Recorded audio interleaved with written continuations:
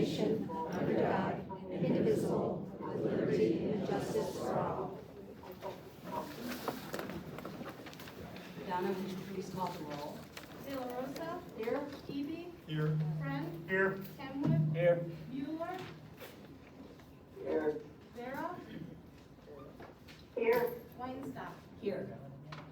As stated on the signs posted at entrances to the District Administrative Center in this meeting room, all visitors are expected to maintain social distancing space of at least 3 feet at all times while in the building.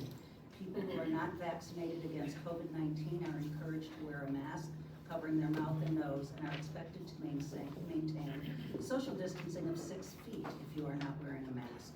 Behavior that disrupts the ability to conduct board business in an orderly and efficient manner will result in a directive asking you to leave. We are starting tonight with something that is our favorite thing to do, and that is to recognize students who are actually in the room with us. So it's very exciting tonight. Hey, we had a great spring after a turbulent year in many ways, including athletics. Really excited to have success this spring for all our high schools, and a couple teams particularly did well. So we'd like to recognize 2 tonight and some individual winners. So if I could have Mr. Bowser, Coach Sherry, and other coaches, and all the team, wrestling team from Glenbard North, come on up. These are state champions.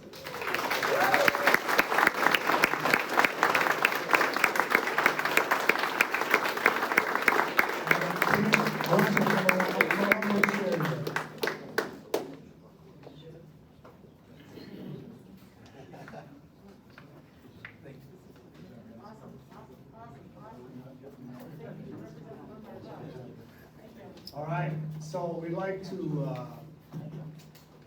hear from Coach Sherry. Coach Sherry, if you could introduce the team, the assistant coaches, and then if you can take a moment and just describe, a lot of us don't have the grueling experience of winning a state championship. What's that like, that day or two where you're down there, and just describe what went on. But go ahead and introduce the team first.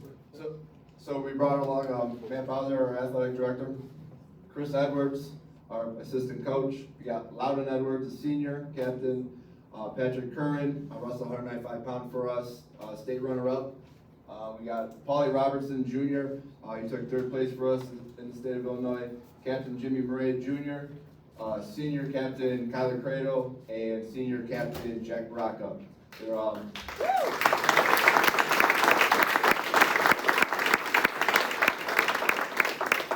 Yeah, this is a special group. These guys have been together 3 or 4 years, and they bonded well, they worked well, and to be honest with you, when we came into the season, we knew what type of team we had, and we labeled it as a business trip.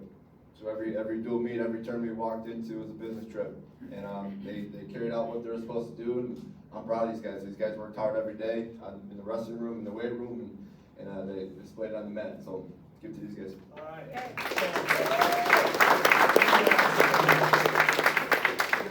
Here? They're all captains. All captains, okay, all right, so let me ask, all seniors, 2 juniors. 2 juniors, okay. Let me just ask each senior to share a moment that you'll remember 20 years from now, on that day. Just something, an incident, or just a thought. Who's our first senior? I think just like the moment where we clinched the team state title was something I'll never forget. For me, it was definitely the 5 pins in a row we had from us? Yeah. All in a row, for St. Charles East. And after everyone, it was just, the whole team on the bench was just off the chairs. Everyone was screaming, yelling. So much fun. It was the best time ever.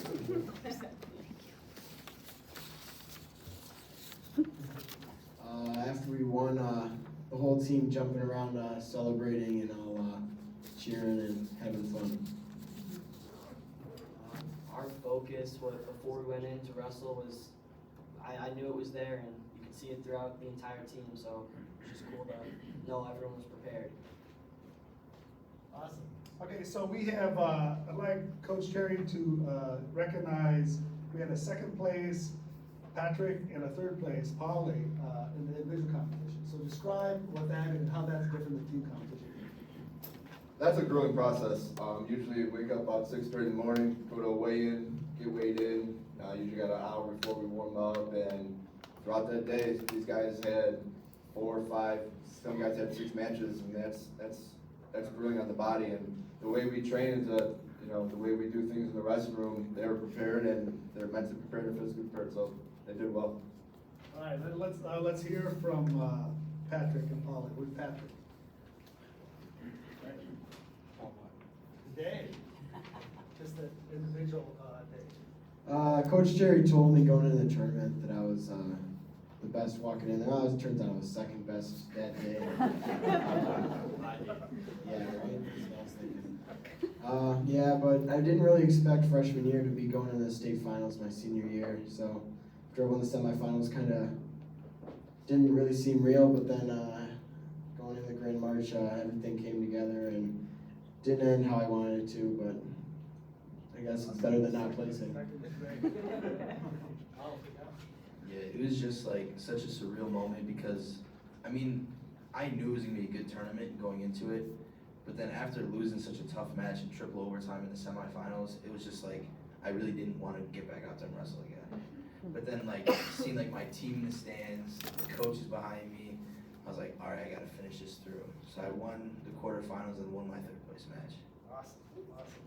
Way to go. So give it up to these guys for excellent.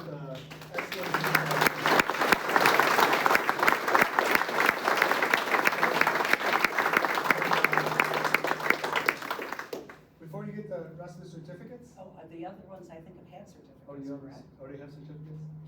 Okay. No, there's some. They're right there. Oh, there's yeah. still more? These are still, I'm sorry. We got a lot of champs. We got a lot, so this is for Jack? Okay, while certificates are being distributed, this is my 10th year in Glen Bar District 87, and no one has really confided in me what the gold dot means. So, anybody want to make comments, or is that still a mystery? I got the Gold Dot Society. It is a secret society, and no one really knows until you're part of the Columbia Wrestling family. So. Same answer I've gotten for 10 years. Okay. All right. Give it up for the wrestling team one more time.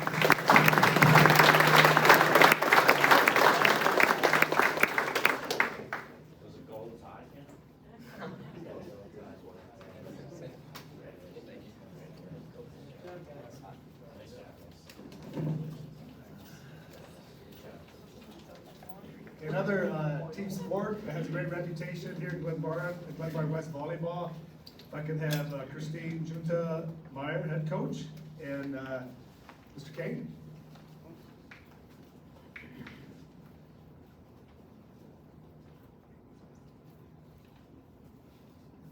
Good evening. Thank you very much for allowing me to speak on behalf of the boys volleyball team. Christine Junta is our varsity boys head coach. She has got summer league tonight with a lot of our players who are there, but they were going to try to tune in virtually, and if not, watch the recording. So just want to talk a little bit about the team and everything that they were able to accomplish. You know, obviously last spring with COVID and not being able to have a season, but coming back strong this year, and not only you know, going downstate for the 7th year out of the last 8, but also capturing a 3rd place team trophy and finishing with an overall record of 36 wins and 3 losses. So I'm going to go ahead and just read the names of all of the team members, and then we'll go ahead and recognize the captains as well. So Robert Slodowski, Kenny Gibson, Zach Nolan, Nolan Sheehy, Ryan Murphy, Danny Pazinski, Dean Carroll, Gavin Swartz, Sam Alice, Quinn Hardesty, Parker Moorhead, Tommy Lohman, Liam O'Neill, Egan Foley, Danny Dorsey, Trevor Powell, Andrew Clark, James Doyle, Nate Millich, Austin Braun, and Nick Jones. So that's your varsity boys volleyball team at West. head coach Christine Gentamaire, and she's so appreciative of all the support, not only from District 87, but all the 4 Lombard schools. It's been an amazing journey, and she's very proud of everybody, so thank you.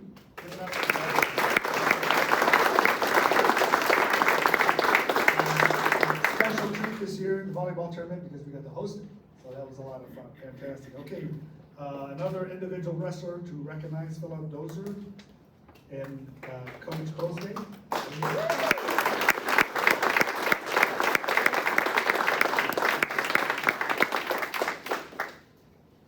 Coach Posge is on vacation, so again, I'm going to go ahead and do my best to speak and talk a little bit about Philip. But Coach Posge wanted to make sure to congratulate all of Lombard North and their program on an outstanding season. We don't have the gold dot or the secret society there, but we do have a dungeon, and we're very proud of everything the team was able to accomplish this year. So for this year, going through the conference season, they did finish as a tie for conference champs. And then when it came down to the team tournament, they were one of 16 teams to qualify and participate in the top 16 teams there. And then for the individual portion, we were fortunate to have 4 individuals qualify for the state tournament. Philip this is his second time downstate. He qualified at 195 and finished 3rd place in the state, which is an amazing accomplishment. He had 5 pins down at the state tournament, which is again is an amazing accomplishment. And I believe, what's your total number in 3 years for pins? 70. 70 pins in 3 years.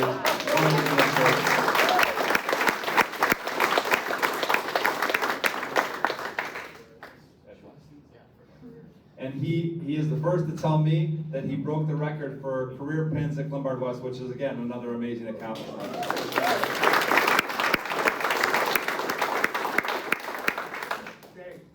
Bill, you want to tell us a thought that you remember from that day? Probably a thought from that day will be my 170 pounder buddy Justin King giving me a slap on the back before I go into semifinals, which I actually got slammed and got pinned, but it still was pretty funny. Bad luck. Okay, congratulations, Bill. Let's give him another round of applause.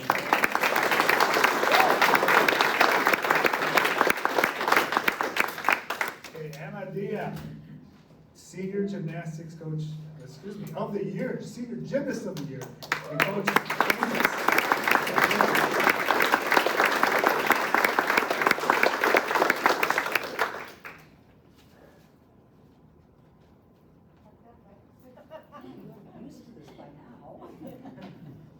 So I'm just gonna state that this is sort of a deja vu moment with the Diab family, right? Seems like your sister was here not long ago. Okay, so Coach Ventus, tell us about the tournament where she won. Well, she didn't actually win. She won senior gym the year, but we didn't have a state meet this year, so they didn't allow us to have a state competition. So she had to just do the best that she could. But just over the last few years, as I was just checking out, it's kind of a lifetime accomplishment award. So as a freshman, she was 4th on uneven bars, 4th on floor exercise, 7th the all-around. She was also the rookie of the year, voted by the Coaches Association. Sophomore year, she had a stress fracture in her back, so she missed almost the entire season. Came back her junior year, she was 4th on uneven bars, 2nd on floor exercise, and 2nd in the state in the all-around. So she was the runner-up at the state meet as a junior. Obviously wanted to have a shot to try to improve on that coming into the next year, but we didn't have that. So in spite of that, we did have a season where we culminated at the conference championship. And then at the conference championship, she was the conference champion on vault bars, the floor, and the all-around. And then she helped us win our 6th conference championship in a row. Awesome, awesome.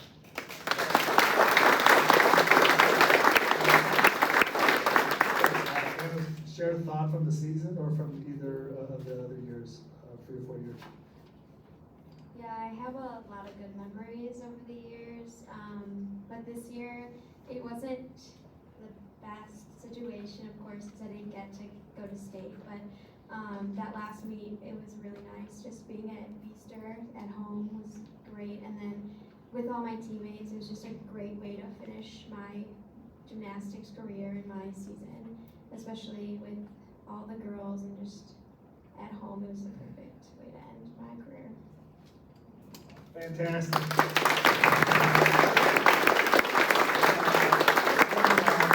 Coach Fuentes for Gymnastics Coach of the Year, again, all right?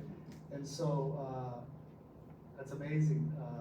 Talk a little bit about the network of coaches and how you're being the recipient of this award. It's voted on by all the other coaches in the state, so assistant coaches and head coaches in the High School Girls Gymnastics Coaches Association. So if you can say it that fast, you win. Yeah, but so they look at the accomplishment of the team, how it's done from the beginning of the start of the year to the end of the year, whose team progressed the most, who's the most consistent, and then based on that, they award and they vote for who they believe is the top coach for the year. Mr. Kane, any comments from you? No, I mean, Coach Fuentes is our longest tenured head coach at Glenbard West. He still looks like he's, a senior or maybe a super senior, but he does an amazing job. He also took over our boys program this year, and they're going to rebuild and be a very strong program in the near future. This is Coach Fuentes' 7th IHS GCA Coaches Award, Coach of the Year. So, congratulations.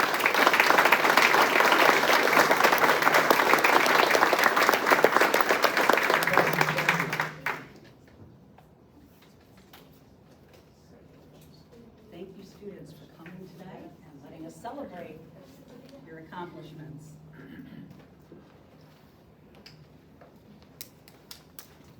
Feel free to move up, we have some seats vacated by the students.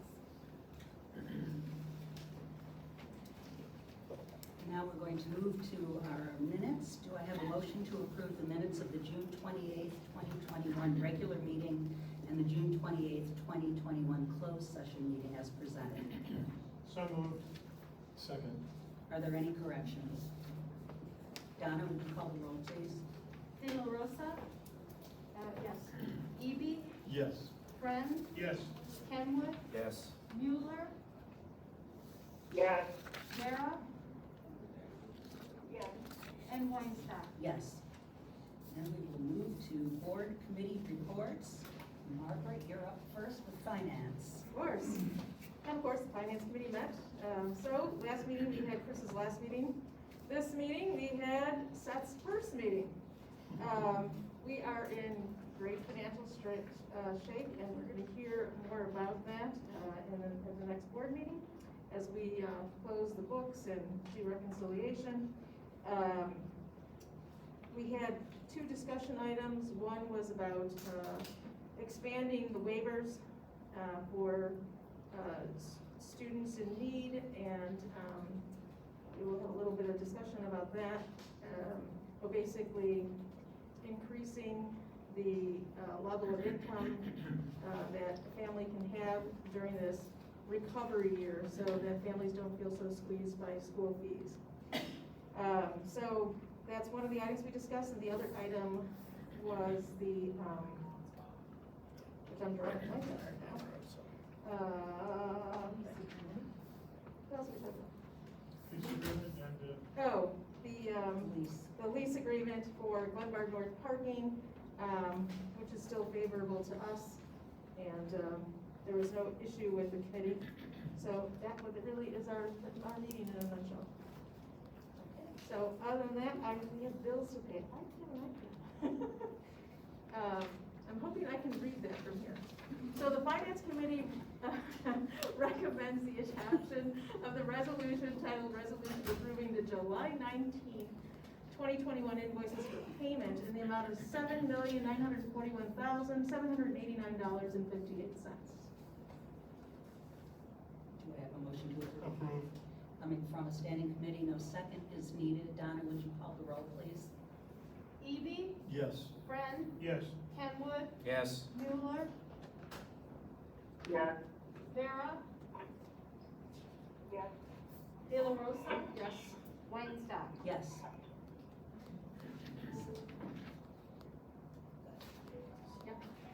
Finance committee recommends the adoption of the resolution, go back up.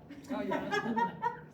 Resolution titled Resolution Approving the June 5th and June 20th invoices, or gross payrolls, in the amount of $7,450,216.20. Have a motion? Again, coming from a standing committee, no second is needed. Donna? Friend, Yes. Kenwood, Yes. Mueller, Yes. Vera, Yes. De La Rosa, Yes. Eby, Yes. Weinstock. Yes. Judith, will you just accommodate me for 1 minute? I failed to say that we had 2 students attending our meeting. One from Glenbard North, who's been with us via Zoom all last year, and a new student from Glenbard West. So I'm hoping that they will really dive into the details and begin to challenge us on questions, expenditures, and get an appreciation for what their education costs. For those of you that don't know, we have student liaisons in all of our board committees. So they've just done their turnover and the new ones have come in for these meetings. And they'll be formally introduced at the upcoming meeting. Are there any other board committees that met besides policy? You didn't hear. Okay, Martha, can you give the policy report? Sure. Sadly, we didn't get much done. We had some public participation, reiterating some of the proposed spending policies. So there was a little more discussion on those. The meetings were, although approved, they were public comments that they didn't agree with some of the minutes. So Josh reiterated the guidelines for the policy minutes that will hopefully clarify what is expected in going further. So we had to push everything to the next policy meeting, which I believe is August 9th. Okay. Sorry. Thank you. Then we are ready for public participation. This is your opportunity for input on agenda items only. Speakers are asked to fill out a public participation form submitted prior to speaking and to identify themselves, be brief, and limit your remarks to 3 minutes. In the interest of time, we ask that you don't keep repeating comments, but also know that critical comments about a specific person are not allowed in open session, and personal complaints about staff members, students, or other members of the Glenbard community must be handled privately with the appropriate Glenbard representative. Is there anybody who wishes to address the board this evening on an agenda item? If you give your, in fact, it would be easiest if you just give all your forms right now, and then Mrs. Castell will call you up. It'll be a little bit more efficient.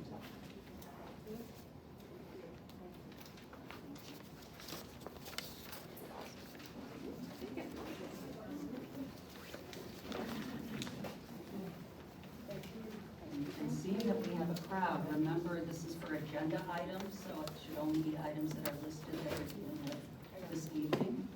Otherwise, you should wait till the second public participation. Well, first up, Linda Samuda. Right, good evening. Good evening. I'm Linda Samuda, I'm a Glen Ellyn resident and a parent of a 2020 graduate. My comments are agenda related because they're regarding my FOIA that is mentioned in the superintendent's briefing. Can you speak louder, please? I'd like, I don't know if this is on. Pull the mic towards you. You just gotta pull it towards you. Yeah. I want to first say thank you to the district for making masks optional. It's really nice to see some of your smiling faces, so I do appreciate that. My comment is regarding critical race theory, and as I heard Dr. Garrett say at the last meeting, she had been told 87 does not teach this. But critical race theory is definitely here, under terms culturally responsive teaching and learning standards and equity, which after an email sent to the board with concerns saying, Dr. Larson said that these standards align with the Glenbard profile of a graduate. In the profile, we see a line item that says graduates will understand one's bias. What does this mean?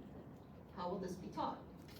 A FOIA requesting staff training on critical race theory with courageous conversations for our Glenbard staff, which was put on by Pacific Education Group, which by the way has received $143,000 of our taxpayer money.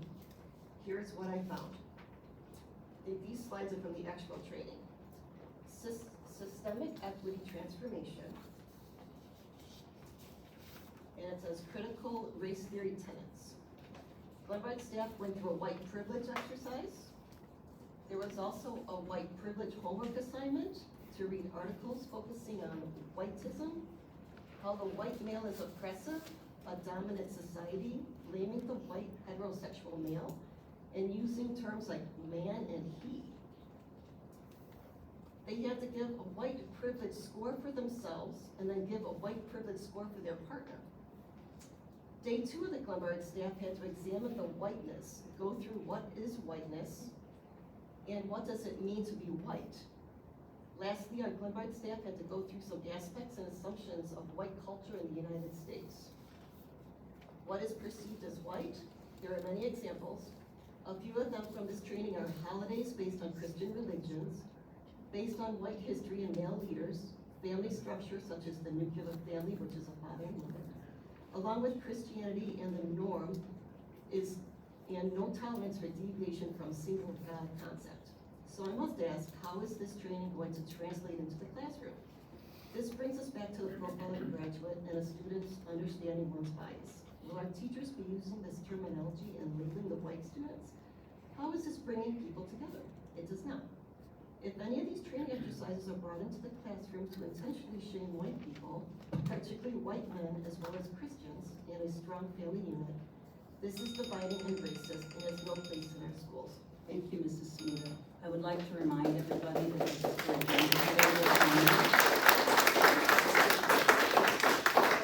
critical race theories is not on the agenda, so those comments need to be held until the second public participation. So if you've handed in your sheet and you want to discuss public can't even talk anymore. You want to discuss CRT, you need to wait till the second part of the meeting after we've concluded our business. So Donna, double check that please as you. Mr. Bill Graham? Thank you.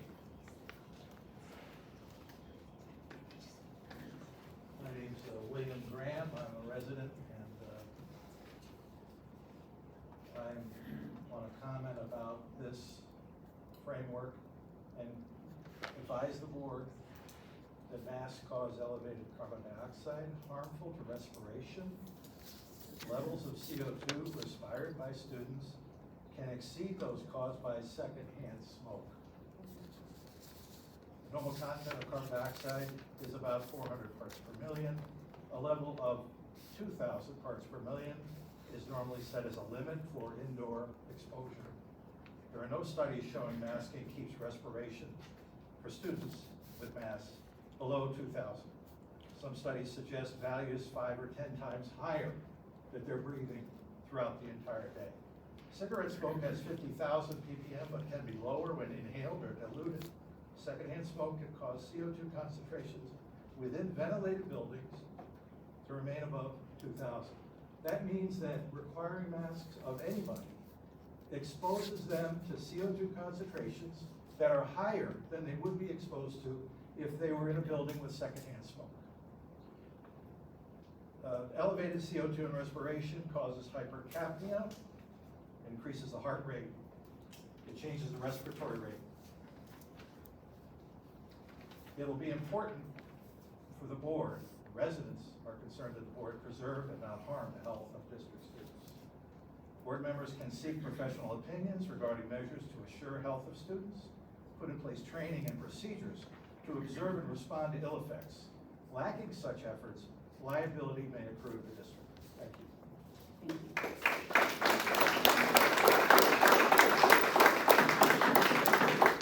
We ask that the audience keep quiet so that we can move more efficiently through our meeting. Thank you. Dr. Barbara Fahey? Mine is on CRT, so I'll wait till. Thank you. Lori Segudo? Mine's not. Tell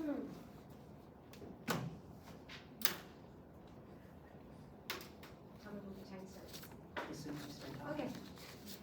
You have a vote tonight to approve substantial revisions to 7125 AP1, known as the Procedures for Academic Integrity. a procedure that goes directly into each school's handbook, regardless of what some have claimed. A procedure that was last updated in 2017, 4 years ago. Contrary to statements, the revisions have not been updated for 5 to 15 years. The revised procedure takes away all academic consequences for cheating.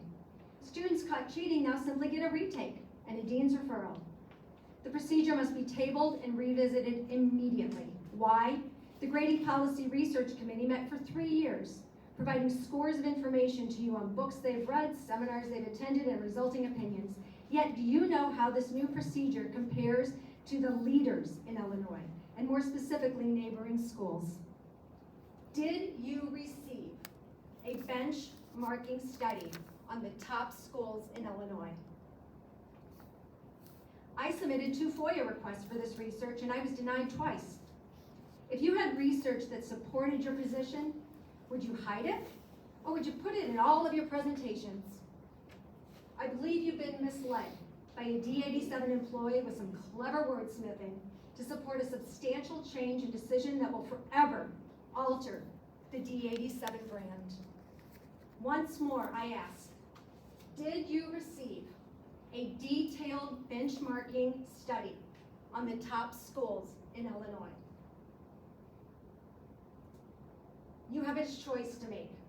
In these 2 binders, I have detailed benchmark research on academic integrity policies and procedures of the top public high schools in Illinois. My document, titled Academic Integrity Benchmarking Research Project, is available to you as a 32-page summation of my detailed and thorough research. I'll gladly share. You have a choice in front of you. Read this data that is available to you by taking a recess immediately and/or moving your closed session to now, and allow me to share this information with you. It's a bold move, but to move forward knowing information you have not received is available, and not reviewing it is negligent and willfully ignorant. It's a move that a responsible and transparent board would do before a vote. They would not leave data on the table. They would exhaust all resources available to them. It's up to you. Thank you.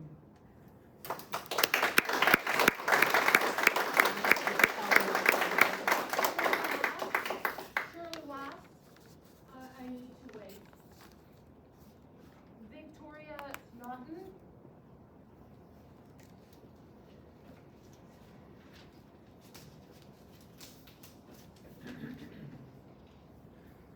Good afternoon, board and parents and everyone who's here. I'm going to speak regarding the guardian policy. My name is Victoria Naughton, and I'm a resident and a taxpayer in the Lombard. I want to speak on the gradient for equity topic. 14th Amendment guaranteed all citizens equal protection of the law. It can be applied to the education. All kids be given equal educational opportunity, no matter what race, background, religion, sex, or rich or poor, doesn't matter. Creating or adapting gradient for equality is racist. For the all teacher, all kids should to be equally important. There's no policy that has to be implemented based on race. The class has to be divided on the hardworking, initiative kids or kids who need extra attention. You can't lower the grades or expectation from the kids. You can't teach them that cheating is good. If you do nothing, you will get something. This principle doesn't work in life. By lowering requirements, you're setting up these kids for failure. Lowering expectation undermines students' confidence. No business owner who wants to have employees that cheat in the workplace, that after failure request second chance or ask to get paid for not showing up to the work. School has to be challenging, teaching that hard work will be rewarded. After all, it's our kids, our future, and only we can decide what future our kids and our country will have. No more divided, no more segregation. We are one nation under the God with the liberty and the justice for all. Thank you.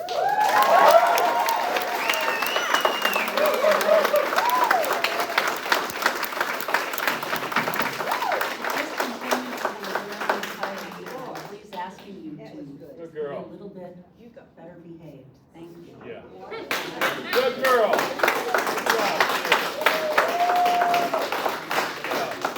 Adam is next. Cedric Crenshaw.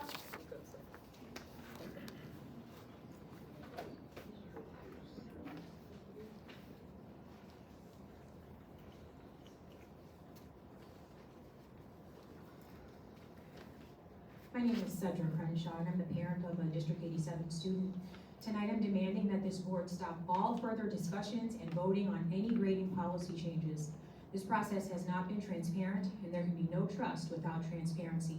Melissa Creech, the district's executive director for teaching and learning, lied to board member Kenwood at the June 28th board meeting when she answered no to a direct question asking if she surveyed teachers about the grading policy changes. In fact, she did survey teachers, and she even surveyed students. Why did she lie about conducting these surveys, and what else is she hiding from the board? Transparency matters. In real life, when you get caught lying to your boss, you don't get sent to the dean's office for a do-over, you get fired. Fire Melissa Creech. She misled this board and ultimately this community. What are the real motives of the grading policy changes? Is this being driven by the district's equity initiatives? It sure looks like it. I've seen this all before. 12 years ago, my previous school district eroded these same grading policies in the pursuit of equity. This community deserves full transparency of everything that informed these grading policy changes. And most of all, we need a survey of the one constituency that was curiously not consulted about these changes: parents. Parents should be surveyed, and those results should be made publicly available before any further action is taken on any grading policy changes. And lastly, I'm also demanding that District 87 stop all teacher professional development training provided by Pacific Education Group, known as Beyond Diversity Courageous Conversations. This racist training is now the subject of a lawsuit by teacher Stacy Demar against Illinois' Evanston-Skokie District 65. Board member Weinstock said she was working to require teachers to undergo this racist training. She made these remarks during the Marxist Black Lives Matter promoting Lombard Allies for Racial Justice candidate Q&A in March. Conversations about race, I found it, I think Bob was there with me too. It was an intense workshop, but it was great. And I would like to see us require every single teacher to go through that particular training. Right now, we're working on requiring them, but it's not a requirement. Something else that we... Board member Weinstock, who are you working with to require this racist teacher training that is now the subject of a lawsuit? Have you surveyed the teachers to see what they think about being subjected to racial scapegoating, manipulation, intimidation, and harassment? The racist Beyond Diversity Courageous Conversations training creates a hostile work environment, violates the 1964 Civil Rights Act, and the Equal Protection Clause of the 14th Amendment. Please stop promoting racism in District 87 and get back to educating our students.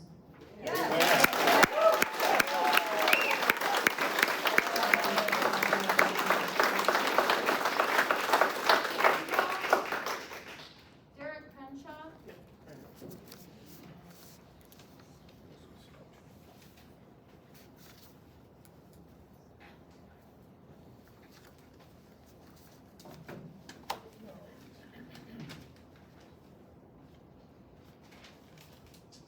Okay, my name is Derek Crenshaw, a parent of a student at Gilmar 87, teacher here 20 years. I'm asking the board halt the deep equity and the changes to the grading policies. Two quick quotes. Senator Obama, who will become a two-time president, said, "Black Americans are 90% to the promised land." Quote number 2, the U.S. voter wouldn't judge him by his race, but by his ability. So I bring that up because the equity and grading is an extension of CRT, but I'm not here to talk about that. If you do your research of critical theory, you'll understand that it came from Herbert Marcuse, a German Marxist, and others. What I'm here to point out is the historical data and today's data doesn't support equity and lowering the grading standards. Without these changes, Black Americans and others have made some of the greatest gains and some of the highest hurdles in the shortest amount of time before the passage of civil rights. Think about it. Without equity, theory, or lowering grade standards, people of all colors have held every job in this country, a president twice. In less than 50 years from the passage of the Civil Rights Bill, we had a president. In this district, people of color on the board, principals, deans, athletic directors, teachers, and thousands of students have gone to college or have successful careers coming out of D87 without lowering the standards. I think some are well-meaning adults, but I think we have forgotten that we were once children. If we give 50% grades for zero work, we will get less work. If we drop grading consequences for cheating, we will get more cheating. I once failed a class in high school. The whole junior class was actually cheating, but I got caught. I served my consequences. It was not a death penalty. Consequences don't harm students. They make us stronger for life. I'll skip that. With the time I have left, inclusion and equality and honoring all students is a fine goal. And I have witnessed the district provide reading, writing, math labs, and clubs to help all students feel welcome. Let's get back to the ABCs and not into social engineering. Thank you.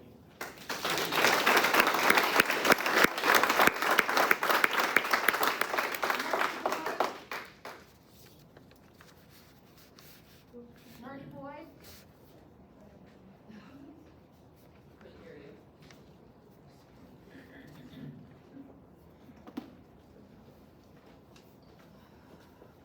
Good evening. Good evening. Marty Boyd.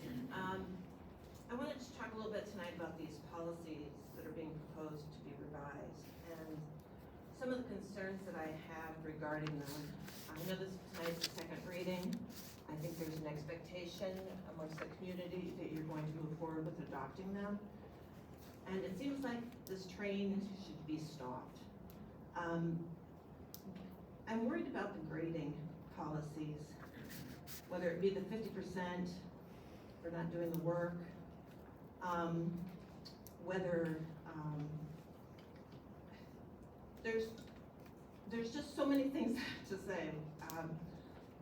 I'm worried about the grading policies. I'm worried about the academic dishonesty, or honesty, if you know what the label truly is. It talks all about academic dishonesty, and the fact that there's no consequences. Now, you may not think that's important, but in business, in the real world, outside of education, words have meanings. You know, that's how we communicate. That's how we make things work. Words have meanings. If you say substitute consequences with actions, it has a meaning. It has a meaning to a parent, you're not serious. It has a meaning to a student, you're not serious about what the action is or what the consequence is going to be. You go from 8 consequences to 4 actions. You're soft pedaling it. I'm really worried also, as I've expressed before, when I came and talked about U.S. News and World Report high school ranking for the Glenbard schools, that you've kind of lost track of what's important to us parents. We're looking for you, as Mr. Crenshaw just said, to teach them about reading and writing and math, the basics. And again, U.S. News and World Report doesn't give us very good grades on those topics. So I'd like you to get back to that. Ask the parents what's important to them. Parents don't know anything about the grading policies. Half the people in this room know nothing about it because you have not been transparent about it. So shame on you for hiding this great policy revision idea that no one knows anything about. I really don't know if it will be enhancing the educational success of our students. I think you'll be diluting the educational success of our students. The other policy revision that is bothersome to me, and I spoke about it at the policy meeting, is the board policy development. It was written as a policy by your attorney to counter a policy proposed by a parent. That really needs to be pulled back, and you really need to reorganize how that gets written. I'll leave it at that. Your fellow members can tell you how that works. Thank you. Donna, would you call the next one?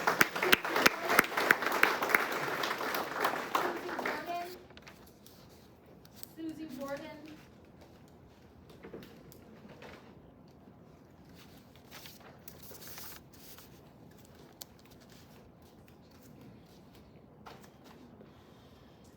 Good evening. My name is Dr. Susie Warden. I've been asleep for about 25 years. I've had my kids in District 41 and 87 for about that long. And with your mission, as we inspire and empower each student to become a critical thinker who engages as global citizens, I thought that you cared about my kids. I thought that teachers cared about my kids. And what you are looking at with these policies that are being looked at are absolutely frightening. I actually thought that you as a board were hiring and helping the teachers teach my children math, science, English, to be successful students, to show up, to go on to be successful, to do the best they possibly can, to be great leaders in this community, in this world.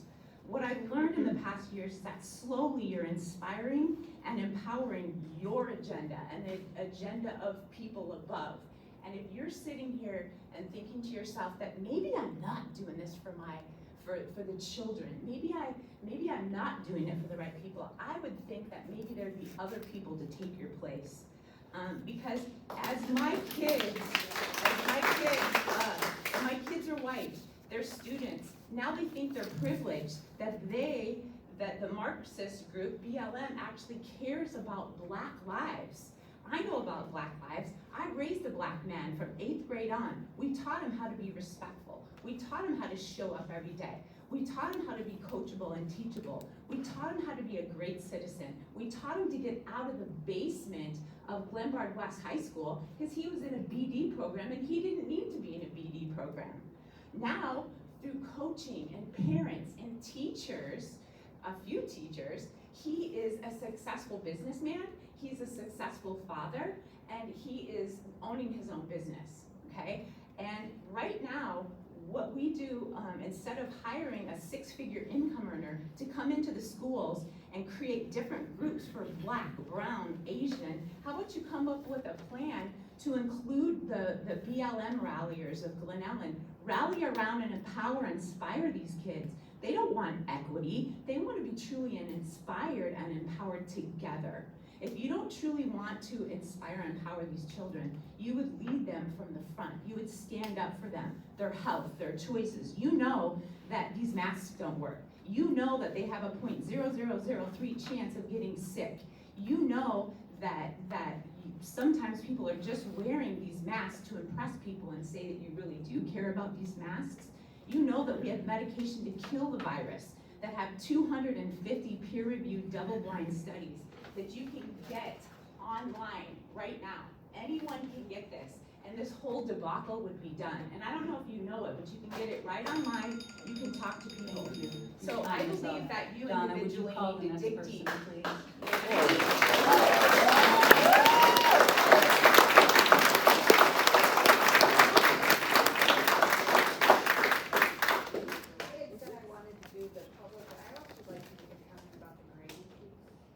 Go do it. I guess I didn't know I had this. I'm sorry about that. We want you to talk. This is about the grading policy that you're looking at. I'm Dr. Barbara Fahey, and I am tired of mediocrity being reinforced by school boards in this country. I was brought up by parents who had a great value for education, and I will tell you, the people that have gotten out of poverty and have done something in this country did it because they received and were committed to excellent education. We have so many examples of that.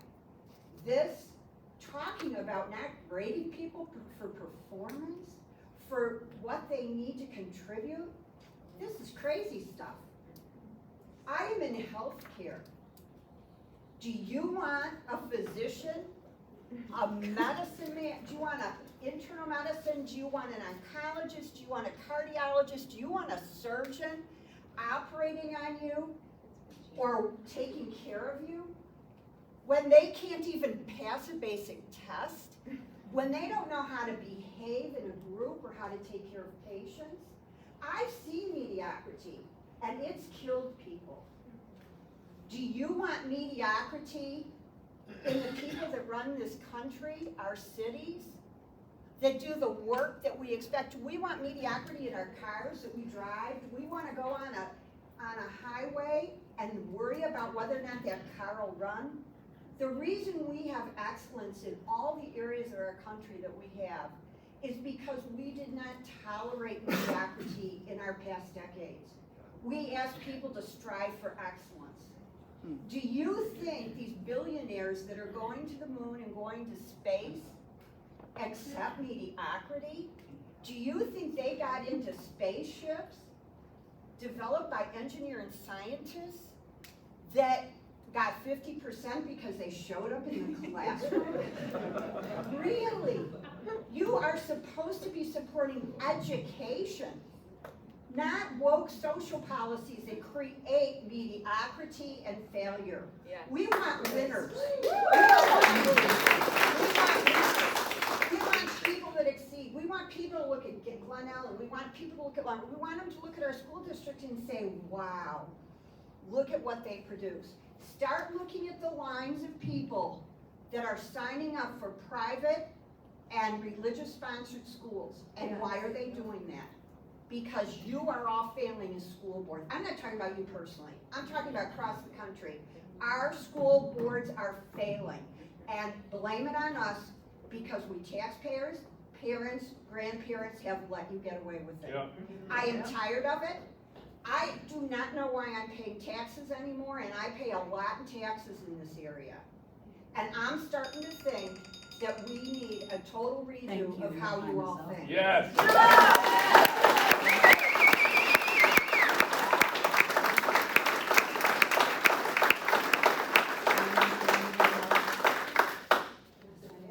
Cindy Crivelli.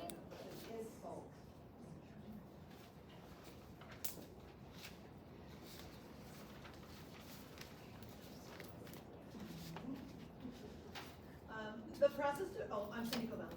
The process to put in place changes in grading procedure for the district has been terribly flawed. Under a cloak of secrecy and aversion, the district is ready to make sweeping changes that the public and likely even teachers and board members have limited knowledge about. The process and the people responsible for hiding the truth from the public need to be investigated and dealt with appropriately. If the board refuses to deal with troubling issues being brought to light, especially today, you are considered complicit and in violation of your duties as representatives of the community. There has been a consistent pattern of lying or misleading information. At the last school board meeting, Melissa Creech lied when board member Kenwood asked her if there were students and faculty surveys on grading procedures. This is inexcusable. At the March SPA meeting, the same person, the director of the Push to Reform Grading, claimed that the grading committee was not close to any decision and there was much to be done before bringing new policy changes to be voted on. This was a straight out lie, unless 5 to 6 weeks is now considered a long time. Multiple committee members verified they were under the impression that they were very far away from a decision.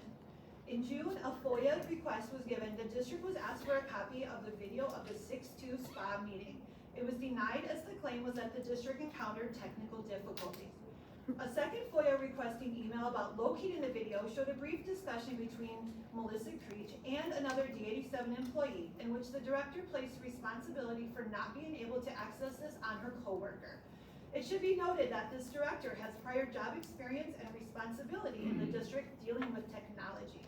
The district still has not produced the video of the meeting, even though there are screenshots of public feed of that very meeting existing that show the REC record button on displayed in the left-hand corner. The director in the district claimed the survey was pre-decisional, leading to a refusal of FOIA requests for this survey. The Attorney General's office is investigating this case. What was there to hide? Why did the board not get results of the original survey? The survey was so important and considered pre-decisional. Why was staff only given 2 days to get it done, leading to very low return numbers, and the decision to go ahead with the changes made only 7 days later without discussion from the grading committee itself? Why are there no students or parents including in this change process? This process needs to be investigated and the vote on these changes tabled immediately. Board members should want to be transparent with the community. That's what you all said when you got reelected. If the survey results were in your favor, why would you not want to share them? Which leads me only to believe that they were not in your favor.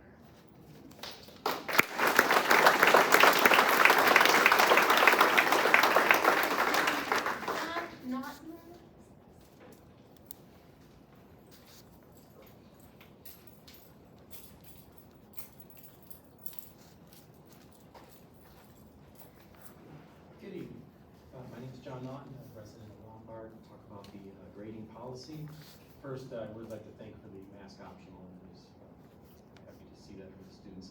I had prepared remarks, but everyone here has said it more eloquently than I could. But the one thing I do want to say is echo a few things, is that softer penalties on cheating will lead to more cheating. This is clear.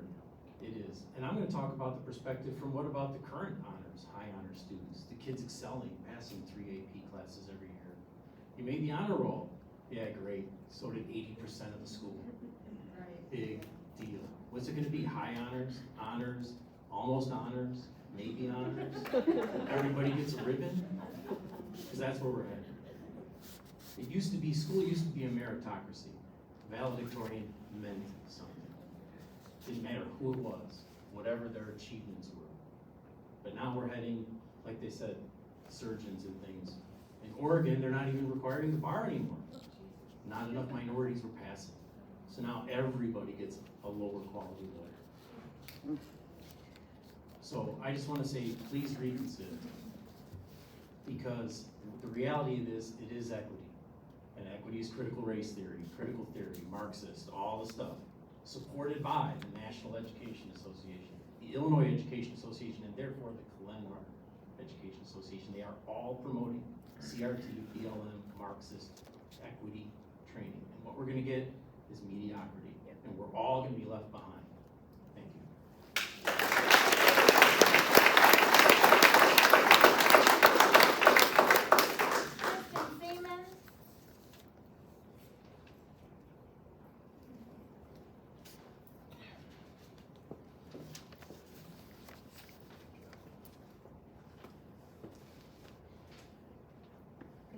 Kristen Seaman.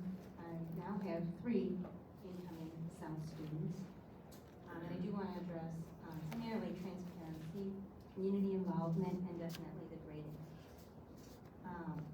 I also request the board refrain from voting on these grading policy revisions today. This needs much more research, as we've heard from many of our speakers this evening.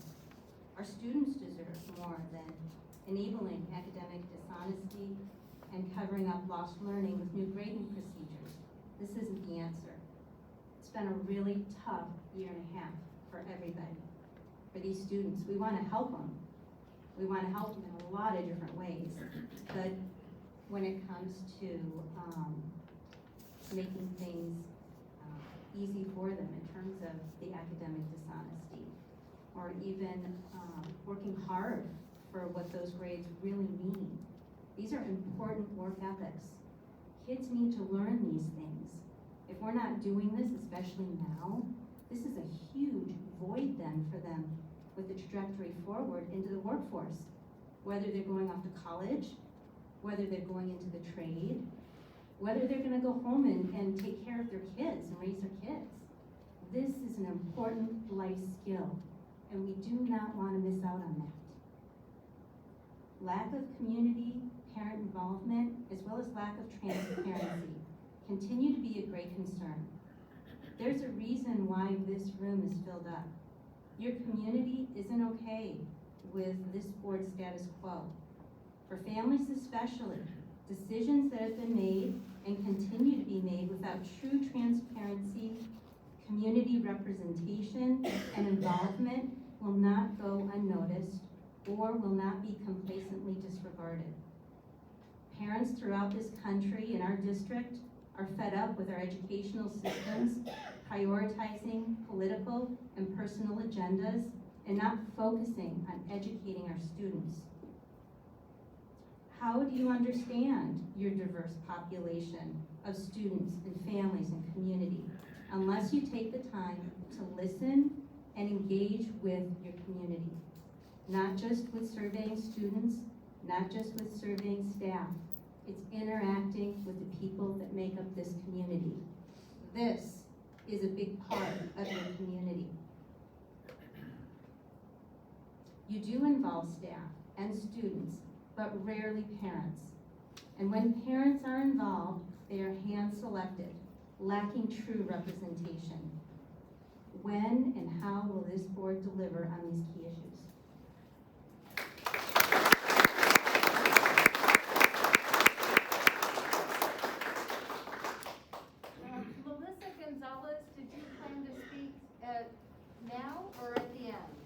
speak now. Okay, Thank you. next time we'll mark that off. Thank and, you. Stephanie Clark, Now. now also? Yes. I'll check that for you. Hi, everyone. I'll keep my comments brief. My name is Melissa Gonzalez. I'm a Glen Barges parent. I have a student who graduated in 2020, and I have a junior. And my primary reason for coming tonight was to thank the board members, and to thank the administration, and to thank the staff, and to thank the teachers for all your hard work this last year and a half. It's been extraordinarily difficult having someone who graduated in 2020. I'm grateful for all the efforts you made to make it a celebratory year, so thank you for that. Last year was really, really hard for a lot of students. My younger son has learning disabilities. Learning at home was not ideal for him, but I knew that you all were doing the best you could, as were we. So, for one thing, I wanted to come and thank you. It hurts my soul that after your hard work for the last year and a half, that so many parents feel like the appropriate action is to come and yell at you about being bad people. What else can I say? I want to say thank you for handling with grace and with an eye towards the health and safety of all of our students, the ones who do not have the privileges of perhaps speaking English as a first language, students who are immigrants, students who are Black, students who are not Christian. We have an abundance of those students in our schools, and I'm really grateful that you all are keeping an eye out for those kids too, not just for the children of the privileged, because this is a very, very privileged district. If you have lived in other places, you would recognize what an excellent education. Hey guys, nobody yelled at you, so you should listen as much as we listen to you. Thank you. In conclusion, I would like to say, I'm the mother of 2 Latinx students. As you know, my last name is Gonzalez. My students present as white, but they're still Latinx. They have many, many friends who are Black, who are Muslim, who are LGBTQIA+. These are all students, and a lot of those parents are not able to come to these things tonight. So, thank you so much, board. Thank you for letting me speak tonight, and I appreciate all the hard work you do. Thank you. Done. Stephanie Clark,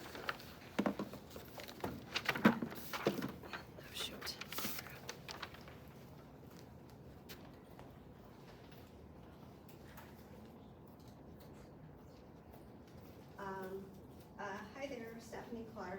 I just first want to say thanks for the district for making masks optional for next school year. I appreciate that, and that is the right thing to do. Also, I completely agree with everything that's been said by the parents prior to me so eloquently about the grading concerns, and I ask that you hold off on making decisions on that. I believe that we're here because D87 has some serious issues with transparency. The last board meeting, I asked each board member if they were willing to commit to transparency. I only heard from Mr. Kenwood. If you're unwilling to immediately make improvements to transparency, I would ask you resign and let's get some board members up there who take their role seriously. Here are just a few issues we encounter with transparency in the district. The D87 website only contains board meeting agenda and minutes from the past 6 months. The only way to find anything prior is with FOIA, and then you wait a week or 2.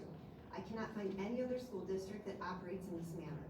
Typically, you will find years of history of board meetings easily available on the website. You're making it difficult, if not impossible, for community members to find information. It's not acceptable. Information on times and places of committee meetings is often late and needs to be requested by members of the public because it doesn't get put on the website in a timely manner. Minutes of meetings are not always posted in a timely manner. In addition, draft meeting minutes are no longer included on the agenda for the community to review before action by the board. So you are not allowing community members to request the minute, to review the minutes before approval. Your highlights of board meetings published the day after include no mention of public comment, no mention of the people you're elected to represent and the thoughts they are trying to get on record. Yet every other topic on the summary is highly detailed. We have issues with access of video in live stream meetings. This district has missing video. The 6.2 SPA and 6.14 policy meetings come to mind. And the quality and sound of video of all meetings is very poor. It goes in and out sometimes of public meetings. The district has been admonished by the state's attorney general previously for not properly supplying information with FOIA requests. There's an ongoing investigation by the attorney general right now. District financial information is difficult to obtain on the website. The community cannot email specific board members directly and rarely, if ever, get a response from the board. Instead, we get responses from the recording secretary, who is not even a board member, speaking on their behalf. You promise town halls with the community to engage with parents that are merely presentations, not interactions, and only one board member attends. And in the past, board members have apparently been denied information to help make policy decisions. And there's a big disparity in money spent and performance of your schools in a district that should operate in sync. This information is kept from the public. So what we have here is a failure to communicate. Information is routinely held from the public and at times teachers and the board. Teachers are afraid to voice their opinions, and the teachers union leadership is closely aligned with the school board. The public meeting technology and website ease of use are poor at best. D87 needs some changes immediately or some new leadership. Remember, you were elected to represent the people. It's time to start responding to these concerns. We're not going away.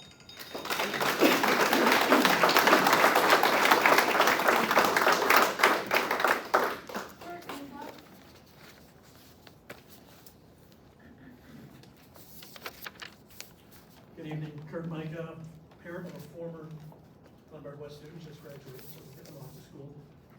A lot of things were said I was gonna talk to, and really one thing I just wanna talk to is some of the data which nobody talks about. And, you know, academic policies, I don't see how they're gonna impact academic achievement. When you look at the achievement gap between white and black students is 53 points. In math, 39 points, white and Hispanic. English language arts, 50 points, white and black. 38 points, white and Hispanic. How are those policy changes gonna impact that? You gonna do anything? SAT, meet or achieves or exceed standards. As a district, 43% meet or exceed. And you look at Hispanic students, 21%, black is 10% for math. English language arts, 44% as a district. Hispanic students, 22%, black students, 13%.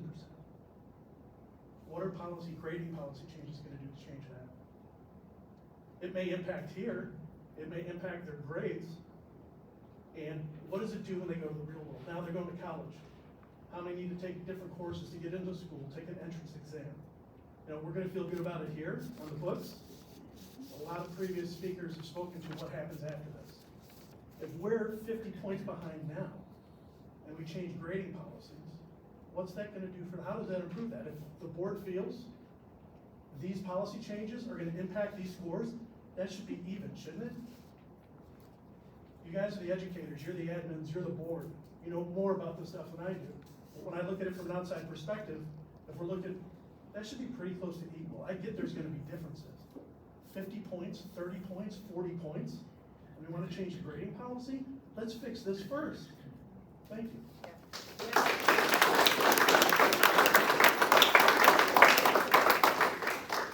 Angel Oakley?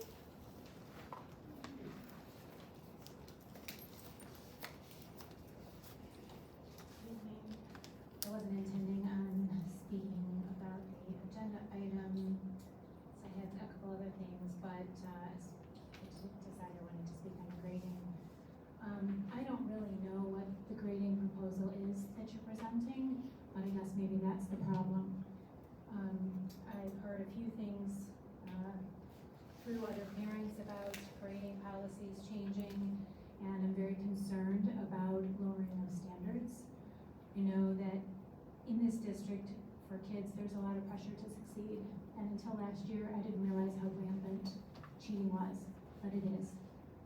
And kids talk to each other, and they figure out ways around the system, and when cheating is available, and someone feels the pressure to need to get their grades up and not do the work, that's an easy way out, and if there's no consequence for that, it's just like looting and stealing. It's just gonna continue if we don't have good enforcement. And that doesn't mean that it needs to be harsh, but it needs to be something that sends a message that it's not tolerated. I certainly don't want my children thinking that cheating is the way to go.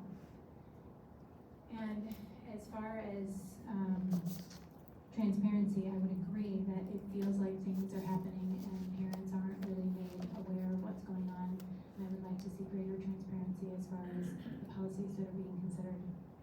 I realize that as As far as equity is concerned, that's a policy being pushed down from ISB and other organizations, and you're then subject to make decisions to comply with that, and that's difficult. But where you can't push back, I suggest you do, because equality is definitely something we should strive for, but equity is a mess. And I hope that you'll take that into consideration before making any decisions, and I would hope that you wouldn't be adopting any policy this evening that the public hasn't been made aware of first. Thank you.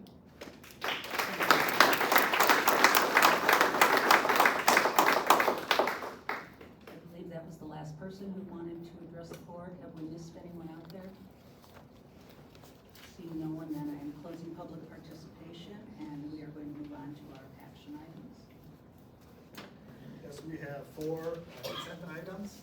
These are usual business items the board facilitates as they are routine. The first is our personnel action, movement of licensed support staff and human resources office. I'd like to thank individuals in the community for their donations.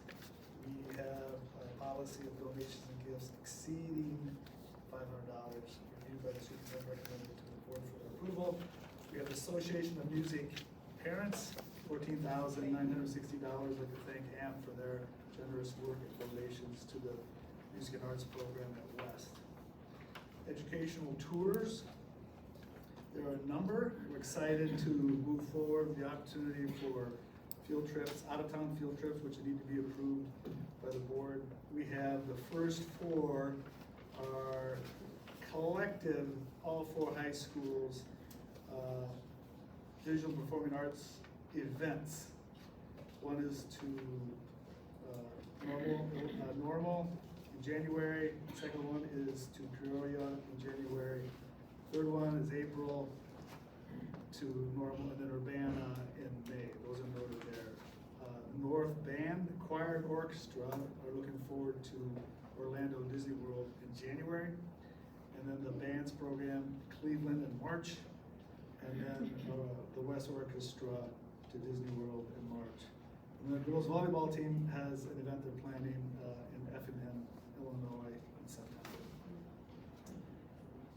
And then lastly, 4th item is the routine annual approval of the bylaws that is required by the board per the policy.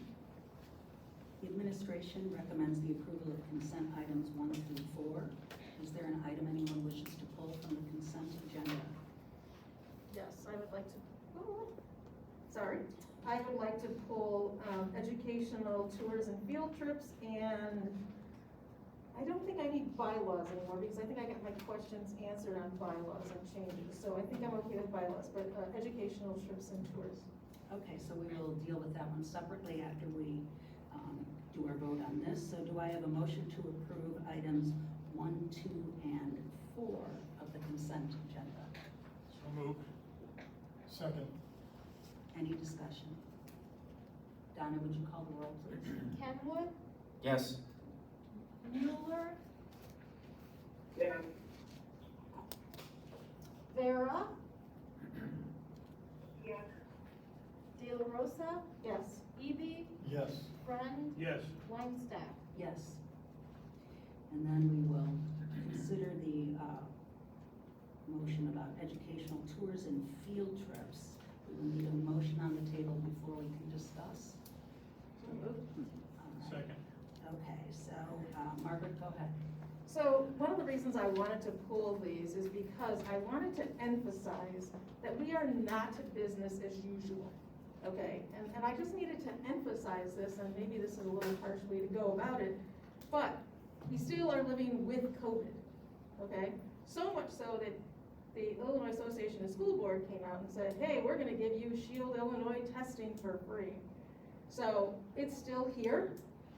I think we should not ignore it. I think any kind of educational tour is contingent upon where kids are traveling to.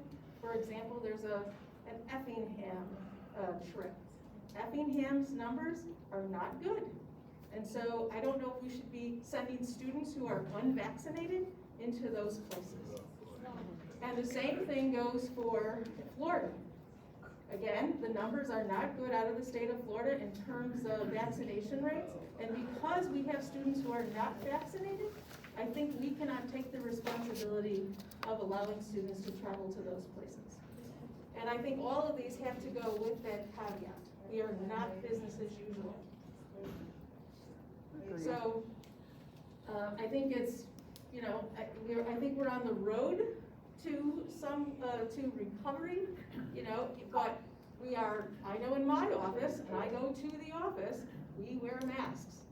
Many of us are vaccinated, many of us have signed statements of vaccination, but for the protection of those who are not vaccinated, we have to be careful, and we know we have students who are not vaccinated.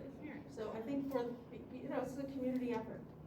So I think we need to put some caveat in here that we need to look at those local numbers because we don't want to send kids into those places.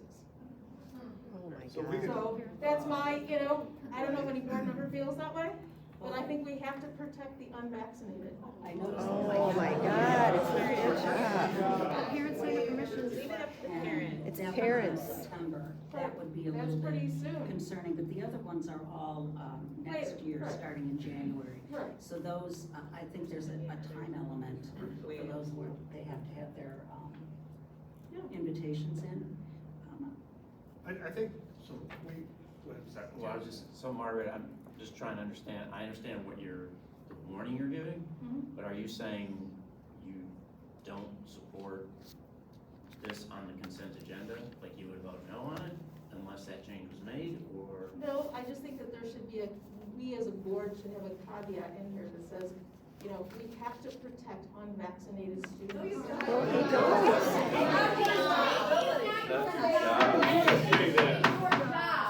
This is a community effort. We have over 500,000 people dead. So And you know, we have to protect that. So I understand your comment, Yeah. right? I'm trying to understand if you're saying you're gonna vote no on this unless we change it, or if you're just making a statement. No, I would like to change it so that we make sure that we can back our way out of a commitment for a tour. If those numbers are prohibitive dissent, if we have students among our ranks who are unvaccinated, I think it would be irresponsible to allow them as a district-sponsored activity to go into that. So your motion would be, if I'm about to go on a trip and I'm not vaccinated, which we can't ask, then you can't go. Right. Now, it's possible, you know, maybe someone could offer that as information, but I think we as a board have to be concerned with the unvaccinated. It's not your choice. But you're asking something that we can't ask. Can I have a point of order, please? Yes. To the audience, can you, well, no, I know, but you're heckling us. And this is a public forum, and we listen to you patiently, I know, but heckling this way is inappropriate. And as a teacher and educator, if this was my classroom, it's just. You give us another chance. We gave you that opportunity. You give us another chance. You have another one at the end of the Right. Thank you. You give them 50%. So Margaret, But you're gonna vote on it, you're gonna vote on this before we can talk. I just want to state us to look at that and maybe figure out some sort of a threshold, or at least discuss this at another time. Where we can't hear. I am thrilled that kids are gonna come back to school. We were able to achieve that in the last half of the year. Of course, I want a full experience for students. That's why we're here, right? But I also have to be cautious as kids travel, and we have to also look at the environment in which they're traveling. It may not mean the worst thing for them, but it could be the bad thing for their family. I don't want to be responsible for that, which is why I was. Well, you shouldn't be. We are. We're parents. But ultimately. Which is why I was such an advocate for testing, right? But Keep the deniers on ultimately- the other side of the door. Ultimately, and Mr. Parliamentarian, right? If you're saying, if you're making a motion to include that in this. She has not made a motion. Okay. There's no So motion. if you're not, right, the fundamental challenge is even if everyone agreed with that, right, you're asking us to do something we can't do, period. We cannot ask if your child is vaccinated, if they go on a We tour. could ask for a voluntary declaration. We can ask for a voluntary declaration, so as administrators, so our administrators can just make an assessment of the population of kids who would be traveling. Remember, this is for the protection of students and families. Students and families have made a decision to vaccinate or not to vaccinate. I can't ask, but I could say, if we want to do this trip as a community, we have to be concerned with community. T-cell Then- test? Then we should, then if you want to go, maybe you should just say, all I'm saying is you can voluntarily, I had to sign a statement at work if I want to take off my mask to, that I have been vaccinated. You can't Okay, we do need to that. stop the back and forth. Are there other members of the board who John, it's really comment? simple. In my career, I've taken over 300 field trips with students, and everybody's safety and security was considered. And that's Exactly. all we're proposing. We didn't tell, nothing has been proposed as we are going this back and forth. We've So- never not considered safety. Exactly, that's Exactly. exactly right, John. And now we We're have, not and now we have another hurdle. Excuse me, out of order. Sorry, Martha, I'm did you sorry. want to say something? Sorry. Yes, because, I believe that, it's downloading a little bit, but I believe that we're talking January. There are certain safety guidelines. Now, if they're flying, the airlines might not let them go if they don't put a mask on. And we've got people that don't want to wear masks. The airlines might ask for them to get vaccinated as you go. I think that, yes, you can't tell people to vaccinate or not, but if they choose not to, and we have safety protocols in things, then that's their choice to stay home. I understand people's hesitation, but now, if you look at the numbers of what's going on right now, we're jumping back up because people are so afraid to get vaccinated. I understand it's a personal choice, but here come the numbers again. So I also understand that when you go to school, you know, you have to have polio, the measles, the mumps. There's certain vaccines that we have that you have to be in the public. Now, I know that people can pull whatever their beliefs are against that. I'm not even gonna go into that right now, but I'm just saying, I think Margaret's thing is where we'll be at that point. We have to have some assurances that we're not just gonna set our kids on a trip with kids that could potentially be carrying it. Look at the Olympics. They wanted them vaccinated, they wanted this and that, now all these people are getting sick. So I think if she's just saying, she's not trying to tell parents what to do, none of us would, because you do have that option with your child. The thing is, we have, as board, and representing the school, we have to put safety of all the kids there. And if we have to set up guidelines that protect people, then that's what we have to do. Thank you, Martha. Bob, did you want to comment? I just worry that, you know, the numbers are still going up. I understand where she's coming from, and we just need to protect the students that are going, that have not been vaccinated, and the whole population, you know? Maria, did you have something you wanted to say? Thank you, Judith. I think it is important that, that we consider looking at this deeper, and possibly making certain requirements of, you know, testing them on COVID, 24 hours ahead of time, and, you know, maybe not requiring, but again, stating, you know, for safety purposes, you know, it's important to look at where the students are at, where they're going to in particular. Is it a hot spot or not? And so coming from that point of view, looking at each of those educational tours and field trips one at a time as they come up, because we don't know where we're going to be at in a few months. Hopefully we won't need to worry about this, but I think the protections need to be there for the safety of our students, our families, and our community. Thank you, Maria. My thoughts on this are probably a little different. I see this, although it's an extension of our curricular program, these are individual choices that students and families are making to attend trips. So I would be more of the mind to let that be up to the family and students.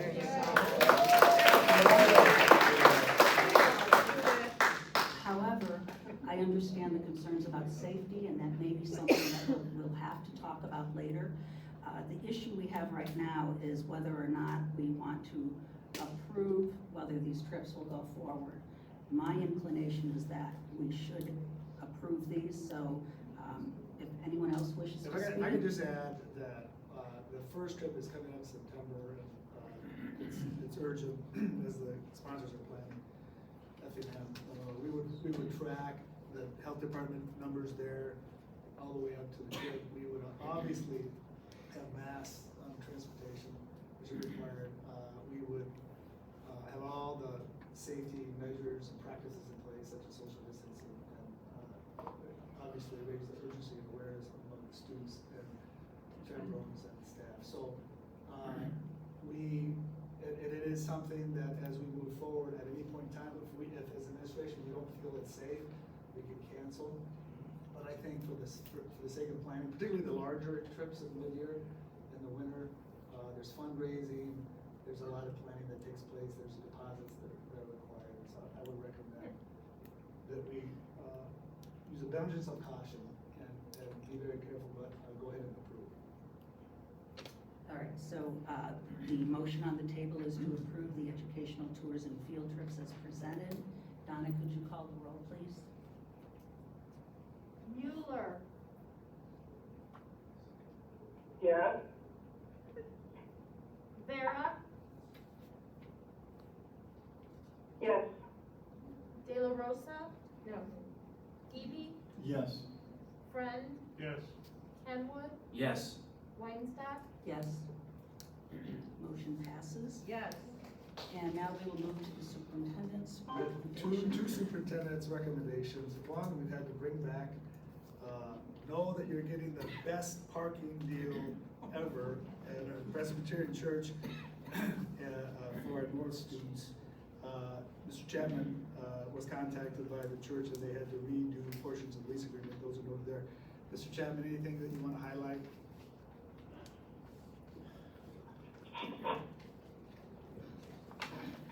Welcome, Mr. Chapman. Yes, Give it up for Mr. Chapman, his first Trial meeting. by fire. No, this is really quick. It was really a quick negotiation. They just asked for a couple of terms in your packet. I'm not gonna go over every one of them, but a couple of them are actually to our favor as well. So very easy process. That's all. Thank you.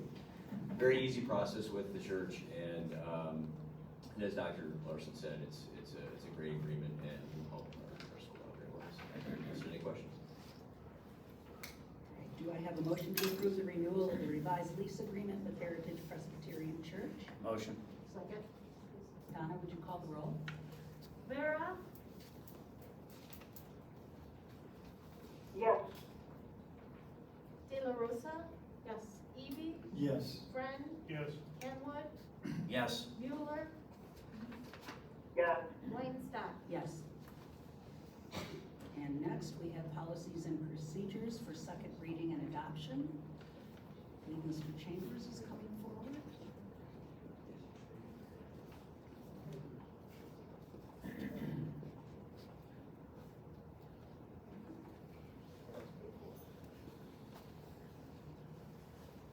Switch the microphone. Hello? Yep. Great, thank you. So tonight is the second opportunity to take a look at the policies that we talked about last time. We have a number of policies. Again, there are a few of them that deal with the grading areas, and that's an opportunity for question last time. Obviously, we have some opportunity for question again tonight. Really look to just turn over to the board, just a question or a voice. Let's get a motion on before we do a discussion.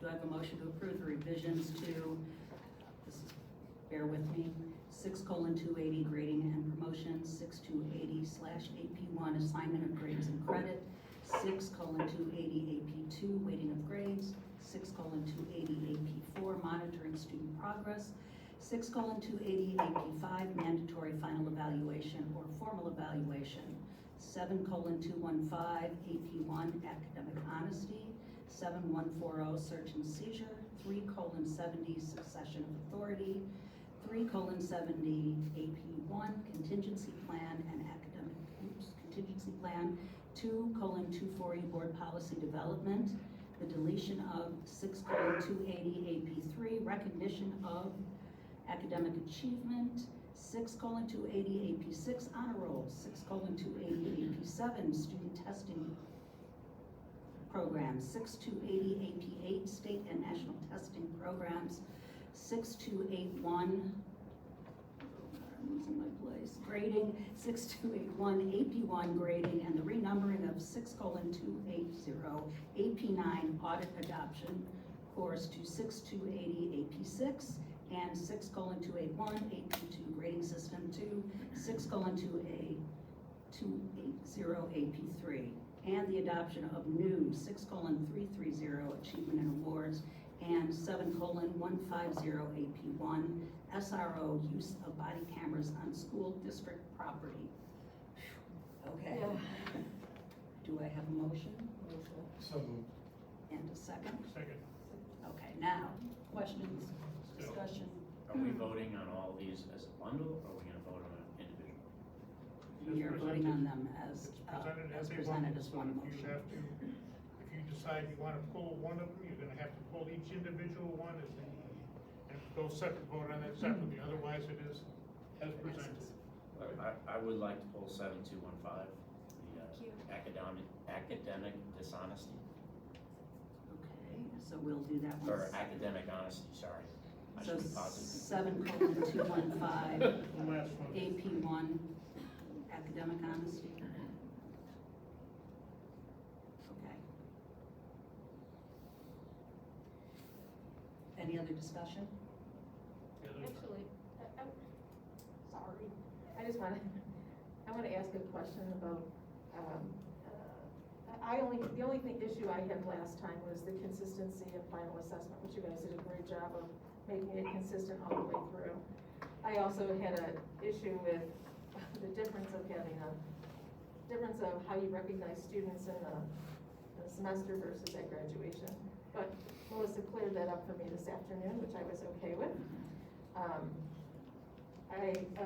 Well, John has pulled this other one. I actually think overall change is hard. And so, I think there's change that always comes with a little bit of, resistance.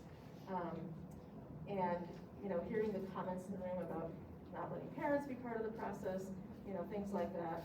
I have had 3 children that have gone through Lombard.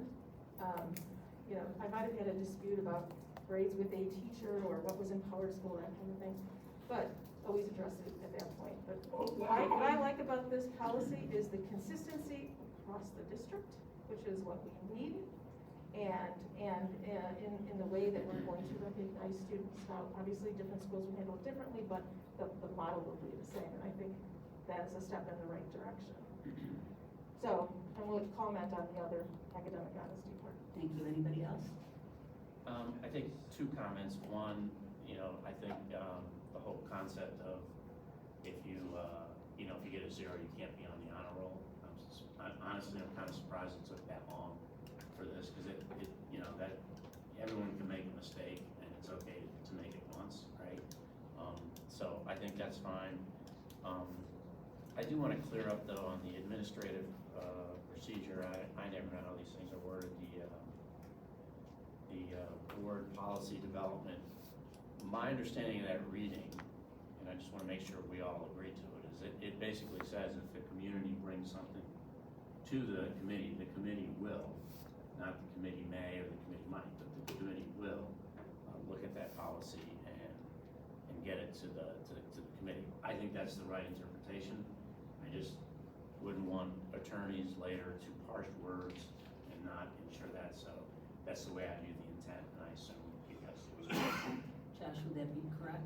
That is the correct Committee level? intent. We would, that's our intent, is to do that. It's also to make sure that it's done in a fashion, again, that gives us time to make sure if we have to do research or those kinds of things to make sure. Yeah, and actually, it's done rather quickly. It's by the second meeting, so, I think, I just want to make sure that intent is there. I wasn't at the meeting, I'm not on that committee, and I just want to make sure I understood it, so. Anybody else? All right, then Donna, call call the roll, please. De La Rosa? Yes. Eby? Yes. Friend? Yes. Kenwood? Yes. Mueller? Yes. Vera? Yes. And Weinstock? Yes. Then we are going to look at academic honesty as a separate motion. So do I have a motion to approve policy 7:215, AP1, academic honesty? Before, I'm out of order, but before you vote. are You're out of order? Okay, I'm you're not sorry. gonna look at No, research, I'm okay? sorry, you are out of order. Then I will pass it out. Motion. And a second? All right, any discussion? I guess, similar to what I said before, I don't think we're allowed to go into a closed session for the reason that's been brought up. But my feeling, I'm gonna vote no on this, but I'm actually I'm gonna ask you guys to think about taking this back to the policy committee, for several reasons. We know cheating is a problem. We all know that, we've all acknowledged it. It's hard for a teacher to catch cheating. And when you do, in my mind, this policy just is based on this belief of learning and behavior, but this policy takes it out of the hands of teachers because it tells them, what they can do, and I think teachers have a lot of understanding and control of what happens in a classroom around this. It's not aligned to the real world realities. I mean, it's just not. This is not something we should be teaching our kids. I did look at the survey. Honestly, the way I looked at the survey, it didn't specifically address the question of if a child cheats and you catch them, are you okay, letting them retake it and not giving a zero? It has, conceptually, do you believe in beliefs, learning? Do you believe kids shouldn't get zeros? But it really, the survey in my mind did not address the question head on for me to conclude that, oh yes, this percentage of teachers think it's okay for this to happen. The survey didn't do that for me. As I suggested, I'd like to go back to the policy committee. Let's put some bookends around this. If a child makes a mistake once, okay, maybe we can do something around this, but to not even make an effort and cheat and get a 50, based on the way. Wait a minute, you're cheating and going back and doing what you're required to do. You're not. Yeah, but if you don't, You're not getting just a zero and you walk away. Okay, I'll take You're the coming cheating back. route. If I don't do it, I get a 50. You're going back and doing your assignment, you're doing the test. No, that's Can I not, call that's for not. order of the day? If you have a proposal, are you making a motion? Can you just? I'm going through my No, points. he's just commenting. And I'm trying to do it in 3 minutes. Because I can support you. Yeah, I just need to do it. Okay, yeah, I'm trying to get to where you're going. I don't believe this to be consistent with the beliefs of education. Maybe we should have had more parent input. I don't know how that works here. Even the benchmarking study, to me, I did get to see it. I didn't feel it was specific enough. I mean, I can go into the details of the question versus the analysis, but I don't think we should be passing this tonight and moving forward with this type of policy. I think we take it back to the committee. We have to put some bookends on this. It just can't be, so, go ahead. That's what I Thank you, just Jen. wanted to hear what you were proposing. Does anyone else wish to speak to the motion? Well, I think we're in second reading here, it's our part of our normal process, and we were in second reading, we've had an opportunity to look at it and make a proposal. I don't, we're looking at a policy, we're gonna move forward with a policy. It doesn't mean it just stays that way forever. If we find that it doesn't work, if this doesn't work, we can change it. I think you just need to understand that there's nothing cast in stone. As you can see, there's many updates over the years. And I think change comes hard. But I'm gonna go back to a GPS speaker who said, sometimes you have to run the experiment.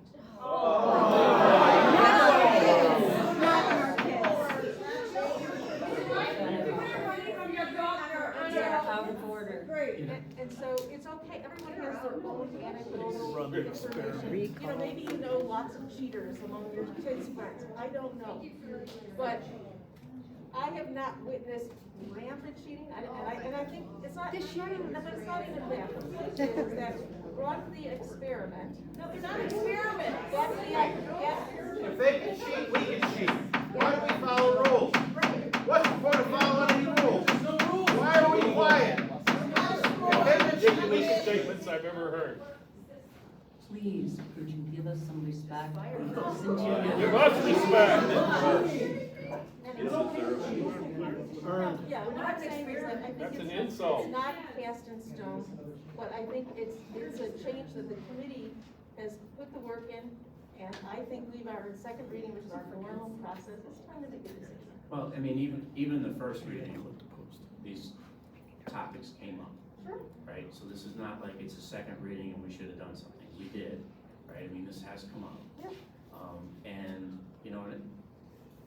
an experiment in my world, maybe sometimes there's a pilot, there's a little group of people, but unleashing this on everyone, I think it's just the wrong attitude and belief. Let's go back to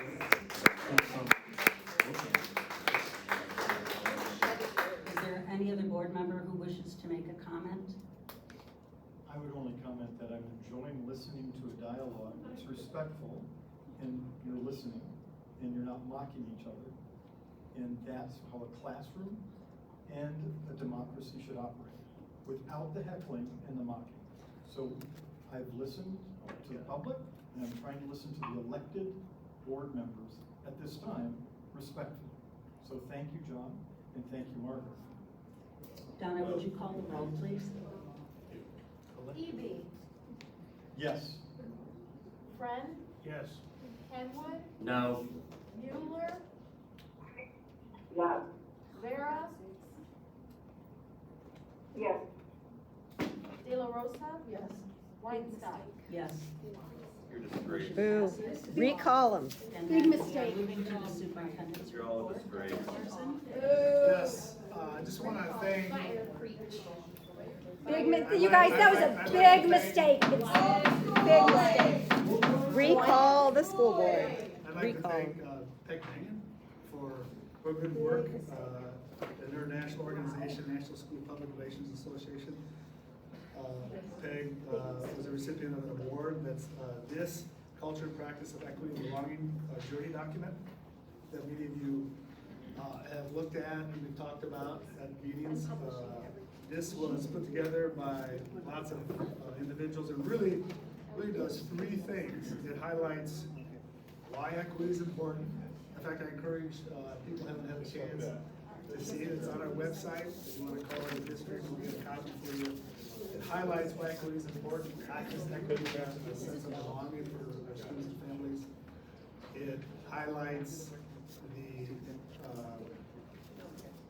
work we've accomplished going back 14 years. Lots of examples. Mirera, you served on the MSAC committee and did great work.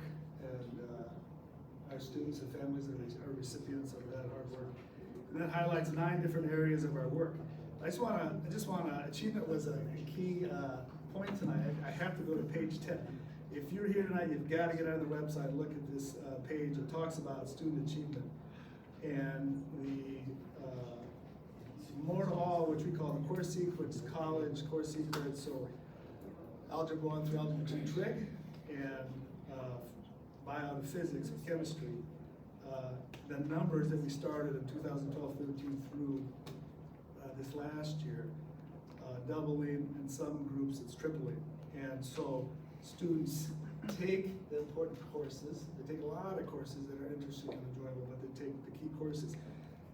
A lot of times they don't do that at high schools. I just want to thank the board for your support going all the way back to 2012-13. We established a scorecard. Secondly, our commitment to AP is incredible.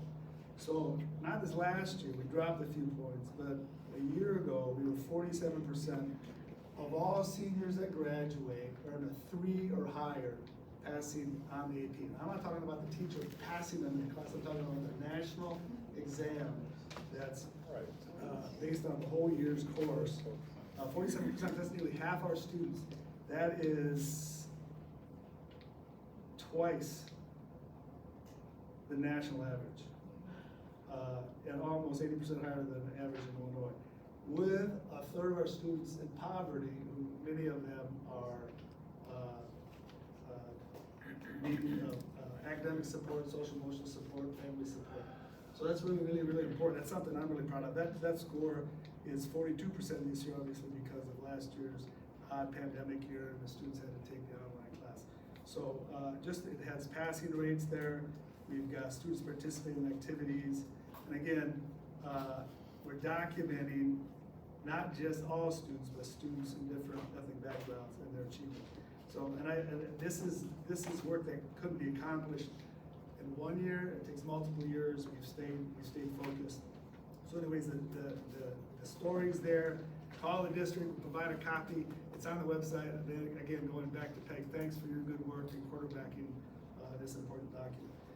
Congratulations to Glenbard West head coach. We recognize him tonight, Carlos Fuentes, Coach of the Year. Really tribute to his colleagues nominating him again. And then Glenbard West teacher and boys basketball coach Jason Opaka for being named Illinois Basketball Coaches Association Coach of the Year for District 4A. I'd like to highlight the Freedom of Information request, June 16th. Rob Nelson, Canon Solutions America, requesting contracts and agreements related to office equipment. June 17th, Rosa Bernardi, correspondence submitted by, asked for information, correspondence submitted by and or sent to Kathy Jordan, or James Jordan during 17 and 18. District has responded on June 28th. Lori Seguda requesting committee minutes. The district has responded to this request. On June 29th, Linda Sabuda requested list of West staff equity book reading books and organizations involved in professional development sessions. The district has responded. And June 30th, Lori Sabuda requesting communications regarding schools grading policies. The district has responded. And June 29th, Betsy Cadianas requesting a copy of a letter Dr. Larson sent to Governor IDPH ISB on June 28th. District has responded. And then June 6th, Grace Daigle requesting grade and distribution information for the spring of 21 semester broken down by demographics. District has responded. That concludes the superintendent report. Thank you, Dr. Larson. We have a couple of discussion items, or actually one discussion item today, school year planning report.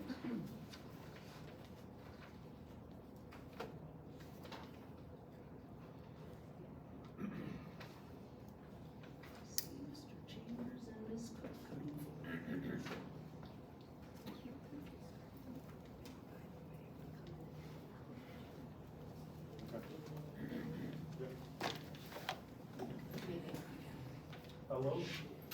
It's not. Hello?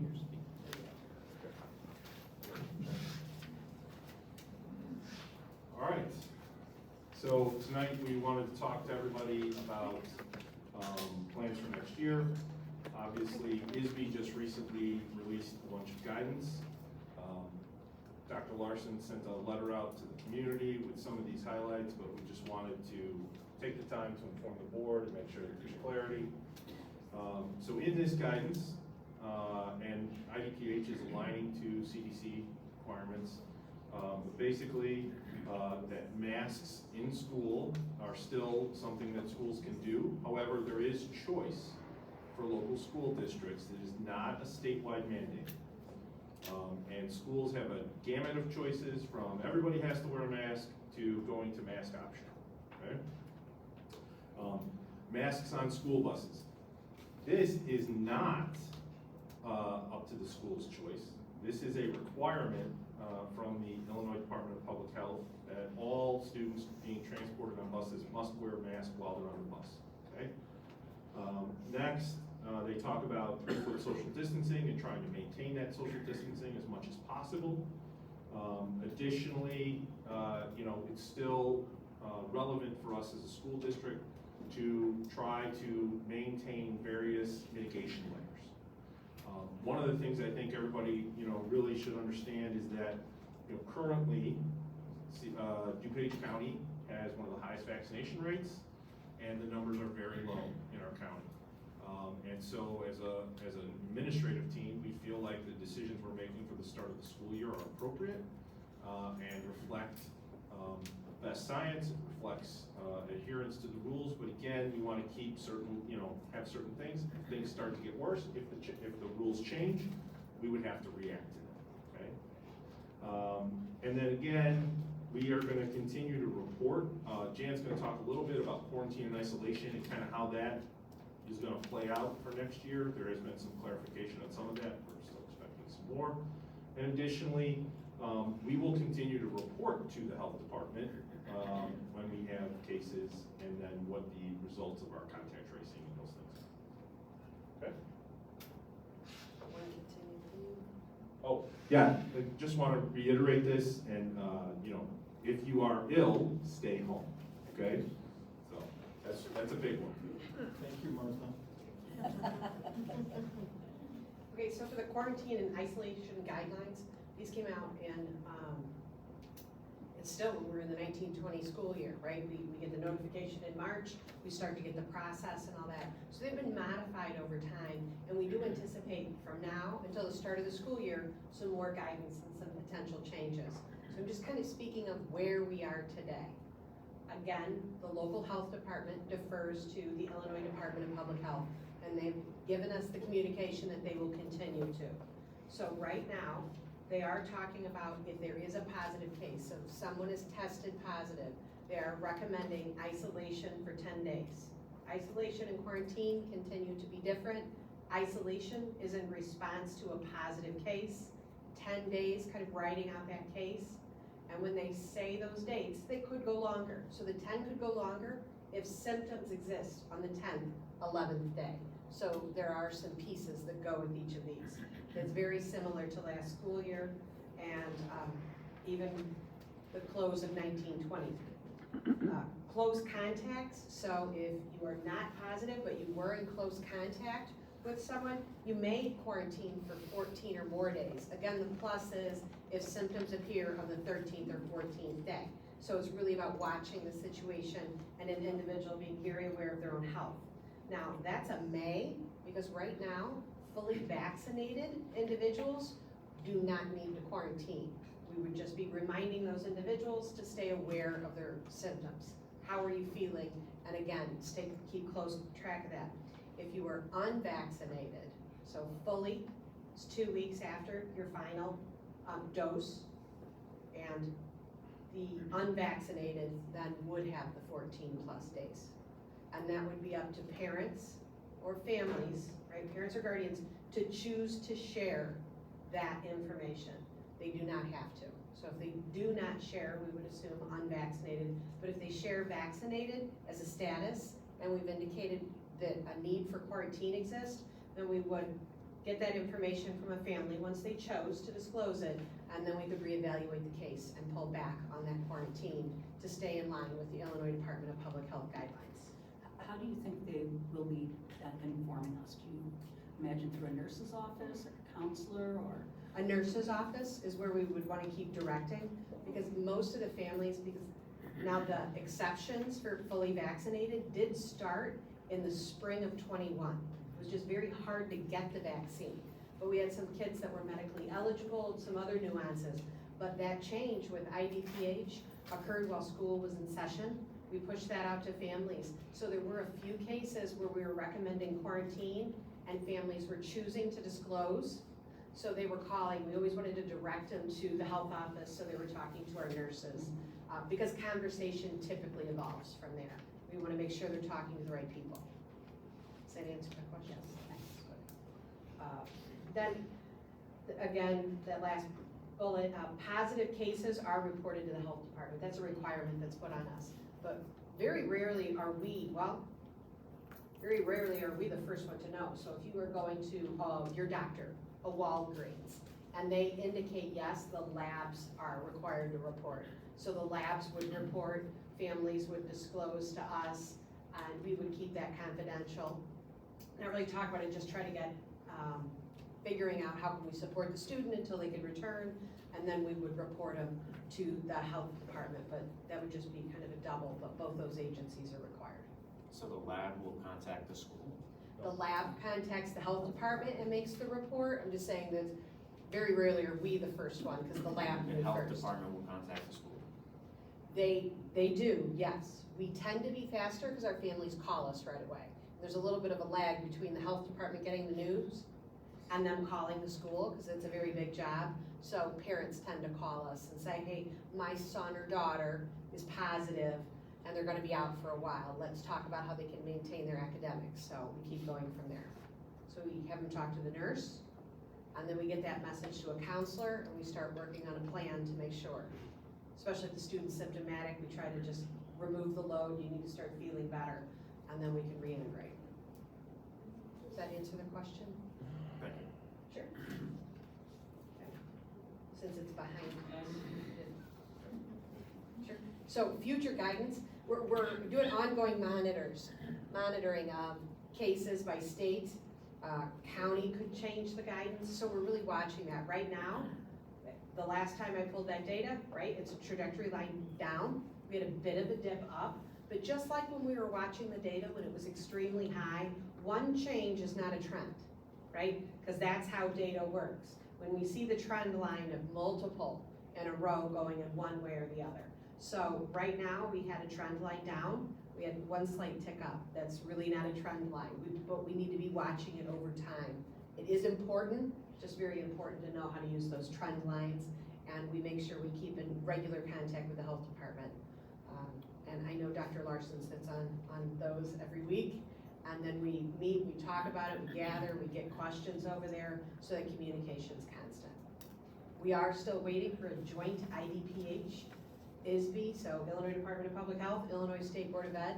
We're waiting for their joint guidance. That is anticipated soon. And we're also waiting for changes or clarifications from the CDC and the IDPH, the local health department. Because if you read what's come out recently, it does lack some clarity on some issues. So we're doing what we can. We're gonna wait for clarity, and then we're gonna move the plan along with more specificity over time. But the 715 informational from Dr. Larson to the community captured where we are on that one. So, Sorry, new habits. thank you. So in regards to the 2021-22 school day, you know, the things that we want to make sure everybody understands. Number one, our schedule is going to be a full schedule, 8-period day, in person, for everybody, okay? That is our expectation, and that's what we're working towards. Activities and athletics, we're planning on those being in person. We're still waiting on IHSA to put out their plan, but we expect it to, you know, have guidelines. Will there be some safety mitigations that they may require? If they do, we will follow them, okay? Masks are going to be optional. That is one of the things that we have talked about. I want to reiterate that. It is one of the things that we were told that this is something that we can, a decision that we can make at the local level, and we believe that that decision allows us the greatest flexibility. At the same time, I think everybody, you know, I want everybody to understand, you know, when we were in the spring, and we started to open back up, and we were going to come back, and we were going to go to school full time and do those kinds of things. I think one of the things that we said then, and we want to reiterate, is while a lot of the rules are changing around how we operate, 3 feet social distancing, you know, masks being optional, the rules around contact tracing, which come from the IDPH and the county health department, are not changing the same way, right? So close contact can happen, and is more likely to happen without these mitigations, right? One of the first questions is always, you know, were the kids wearing masks? Well, if they're not wearing masks, then timelines and those kinds of things. And so we have to adhere to those quarantine guidelines. But again, we want to continue to be safe. We want to continue to have reasonable mitigations while we are in the state that we are currently in. If things continue to get better, we will peel those additional mitigations off. If things get worse, we need to have the ability to, you know, reinstitute other mitigations. So I think, you know, looking at all of that, it's very important that we, you know, keep that in mind and keep it out there so that we continue to say those things so the public hears it. second to last bullet, the supports we're designing and putting into place. We want to support students academically, we want to support them emotionally, and we also want to work on engagement. That's logical after everything we've gone through, is that we need to help students. So those supports are being designed and embedded. Can I just say, I really appreciate the balance and the reason and the science that you're following. It's been reasonable, and safety is your major concern, so I appreciate you explaining it. Other questions, comments? Actually, I personally think we're pulling back too many mitigations too fast. The reason I'm saying that is because we do know that people have a choice, and so because we have a choice, we know people among us are not vaccinated. And we have to be mindful of that, and I think masks are not that big of a deal, because we're coming back, and we're gonna do all the things that we want to do. It's either that or we go back to testing, because the one thing that kept us in school and got us into school was testing every week. And every week we had cases. Every week since January through the end of May, we had cases. And so if we say you don't feel well, you stay home, the problem is you don't know when the spreading is occurring. It happens before the symptoms. And so because of that, I think we're jumping the gun just a little bit, because I want to stay in school. I was glad when we finally instituted testing, and that kept us in school. I don't want to have the break, because it's just easier to be, a little bit safer up front, and so that we can have the continuum. I want to have homecoming. I want to be able to sit in the crowd and cheer football. But once we have a situation, we have a little community that's under a roof, a shared space, and this is about community, and we have to protect the unvaccinated. No, you Just to add to that, some of the information that we're waiting for to come out and become further articulated. One element is from the Illinois Department of Public Health, and it's called point of care testing. So we are working with the state of Illinois to learn about that. Now, what I will say is some things are pushed out, so we do know some things. It is voluntary, so that would be something that we would then extend to the community and educate the community if we're able to get that in place. So it's something to investigate. Run the experiment. In This is a addition, dilemma I have. We just talked about academic honesty, and we're so concerned about cheaters, okay? But then we talk about masks, and all of a sudden, no one's gonna cheat. They Right? don't work. And so it just, to me, it's like, these don't really make sense together. I know, these are, right? But if you're really concerned about someone cheating, the mask is an easy, It doesn't work. simple, Even vaccinated a people get sick. simple, which we learned that last year, when we were given mixed signals by the CDC about masking, we could have probably saved 200,000 lives. Oh my God. And so, as a result of that, I'm concerned about the unvaccinated. I don't want to have an outbreak. I would prefer we test. I think, the Illinois Association of School Board just came out that Illinois, the governor is supporting the Shield Illinois test, which is with a test I would have preferred last year. But, and we know it works because 50,000 people were on the U of I campus, and they have taken this test around the country. We can get that now free of charge. Cost us nothing, and I think it's a prudent. that's actually one of the tests I was referring to. Because It's a prudent way to do this. Because that with the Illinois Department of Public Health and what they're describing, they have 2 tests that you can choose from. You need to sign up, you need to go through processes like anything. It's not a, mail it to me, right? So we do have to go through those processes, and that is one of the 2 that would be free to the school. Is the test in and of itself, from my understanding, is free, and then you need to take on the work and the task to figure out how to administer, and there's just a lot of pieces to it, so we are still working through those. There are a lot of pieces, but one of the hurdles that we had last year was the cost, right? We have the dollars to do this. And my feeling is that we want to stay in school, we want to have all those things that kids really count on. I don't want to have to, cancel homecoming. Last year we had parents here who say, my daughter's got a homecoming dress, I want to just be back in school. And those cases were just so ridiculous. All right, now we have a vaccine, but as long as there are unvaccinated among us, we have to be conscientious of that. And so like I said, I think even in my office, I wear a mask. I'm vaccinated, but I have to be concerned about, it's a community, and it's a community effort. We want to keep our community healthy, which is what testing was all about last year, keeping that virus on the other side of the door. So I just don't want to pull back all the mitigations. Remember, we had that Swiss cheese model, right? And we're layering those mitigations on top of each other so the virus doesn't get through those holes. We're putting them, so we have a solid surface. That, we want that separation. That keeps students safe, keeps administrators safe, keeps our families safe. And I just think it's the more prudent approach. Thank you. Did anyone else have questions or comments? I had a couple comments, simple ones. I had shared this, but this is gonna be a document people are gonna look at. So I was a little, when I first read it, because of my low IQ, I was struggled with masks in school as the first bullet point. Guidance. You were right, though. You said, is it guidance? And we said yes. Right, so maybe it's, Illinois School Board, guidance, whatever, just so that people don't look down and say, no mask or mask are optional, so I think that should be clear. I did have a couple questions though. On the contact tracing then, we're at 3 feet, or if we can. So what is the contact tracing rule?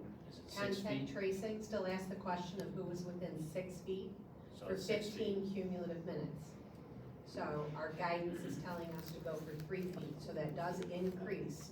If one student in one class has it, just increases who would be in that bubble, for lack of a better description. Okay. I still struggle understanding because we're not allowed to ask. I still struggle with this 14-day Right. unvaccinated child. So one of the scenarios that, again, we've already experienced, and I anticipate we'll experience again, is we would contact a parent or guardian, we would talk about the close contact, we would explain that we need to indicate the need for a 14-day quarantine, and we say, of course, the Illinois Department of Public Health says this is unnecessary if the student is fully vaccinated. If you'd like to disclose that status, please do. It'll also be at the bottom of my note, or email it to me or something like that. And most parents have done that. We also have some parents who have chosen to just push the information to the health office and say, hey, just in case anything comes up, here's my students. And in that case, if we had it, when we're doing the contact, we'd say, and of course, we're already aware. So we're calling as a heads up to be very aware of your symptoms. Okay, and however that process has to work, we have to make sure we're asking the parent, not the student. That is Right, accurate. that's very important to keep training on. And then why is it if I have it, it's 10 days, but if I don't, it's 14? What's the logic there? The logic there is if I, as an individual, am diagnosed with COVID, that means that virus has already kind of come alive in my system. And again, I'm not a doctor, just putting it into casual terms. It's alive in my system, so that's how long it will remain on a live, active virus, 10 days. Now, if I'm exposed, let's say I had it, and then we had to indicate to Josh, then Josh would be waiting the 14 days to see if it does become a live virus in him. So you're waiting longer. Waiting longer to see if it becomes a live virus, then if it is live and active within the 14 days, and symptoms go to 15 or 16, it extends that quarantine. If he takes a test and it's negative, There are a lot of if-thens in the last version of who a close contact is and how many days are they out and when can you shorten. And we will be sharing that latest version, but right now, it's old. It has not been updated by the Illinois Department of Public Health. So if we were, again, sharing, saying, hey, here's the link, because we do share that graphic with families, we would be sharing old information. We fully anticipate new graphs, new rationale, new date in the bottom left corner, and it would be great to give the families the most current. I think the one thing I want to add is, from the perspective of administrators that are dealing with contact tracing and, the running of a school, our goal is to keep kids in school, right? And our goal is to minimize the contact tracing. Great example is when we opened up athletics, right? In the spring, and some of you may recall this, there was a period of time where the local health department decided that they were finally gonna interject themselves into the process. And the way they did it was they just went ahead and quarantined the entire team, okay? And if we had played a game, they wanted to quarantine the other team. Previous to that, we had been doing contact tracing. Our APAs did a ton of work with the trainers to really determine who was within the 15 minutes, outside of the 15 minutes, and within 6 feet, all of those things. So if you were the goalie and somebody was a forward, like, we didn't think that was a close contact, right? Well, once the local health department came in, they said, no, you're gonna quarantine everybody. And guess what? There was a ton of feedback, and they gave it back to us. And then we continued to do what we thought was the right way to do this, right? Follow the rules, but do it in a way that made sense, that followed the science. It allowed us to adhere to the guidelines, all from the local government agencies, but at the same time, we were not just willy-nilly looking to quarantine kids. So I think that's clear. Like, we're gonna do what we can do, right? If we can shorten quarantine lengths because we're allowed to, we absolutely will. But that's gonna come from the local health department. And I know it goes without saying, but the success of this moving forward is gonna be in the support of the kids that end up not being able to come to school. So I know you guys are continuing to work on that, and I think it'd be good to start to incorporate that into our 2021-2022 planning presentation, just so that parents can go to it and say, okay, here's what happened, make their kid feel comfortable, the support will be there, and all the things we're doing. So yeah, I mean, at the end of the day, we're hoping things continue to get better, that we can continue to appeal mitigations, and that we see fewer and fewer situations. That's what we all want. We just need to be also, ready that if it starts to go the other way, it has to be managed. Martha or Maria, did you have any questions? No. Taking that as no. I'm good.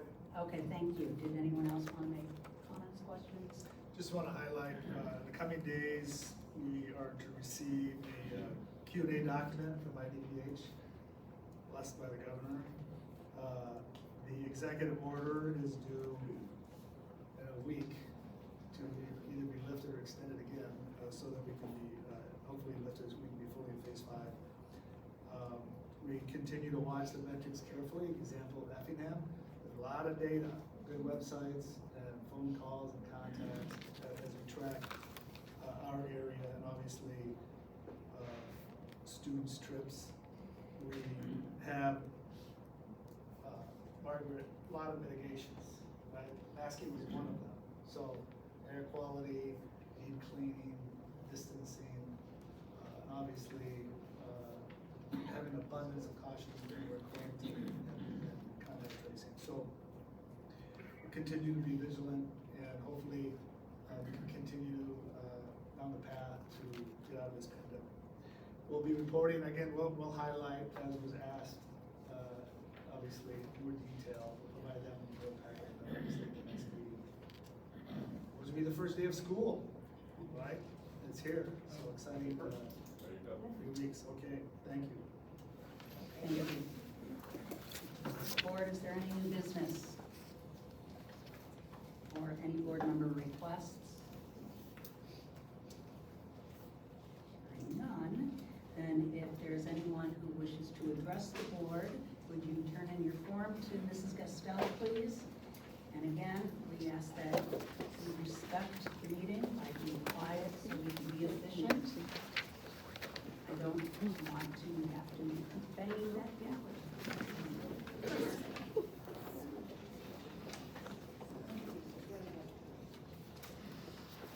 Shirley Watson.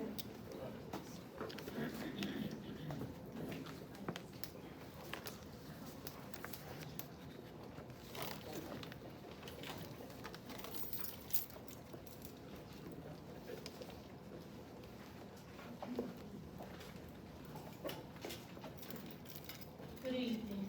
My name is Shirley West, and I'm a taxpayer in the district. I come here not to disrespect you. I was a teacher for 37 years. My own grandfather was a school board member, and I respect those of you with good intentions. But even people with good intentions could be wrong.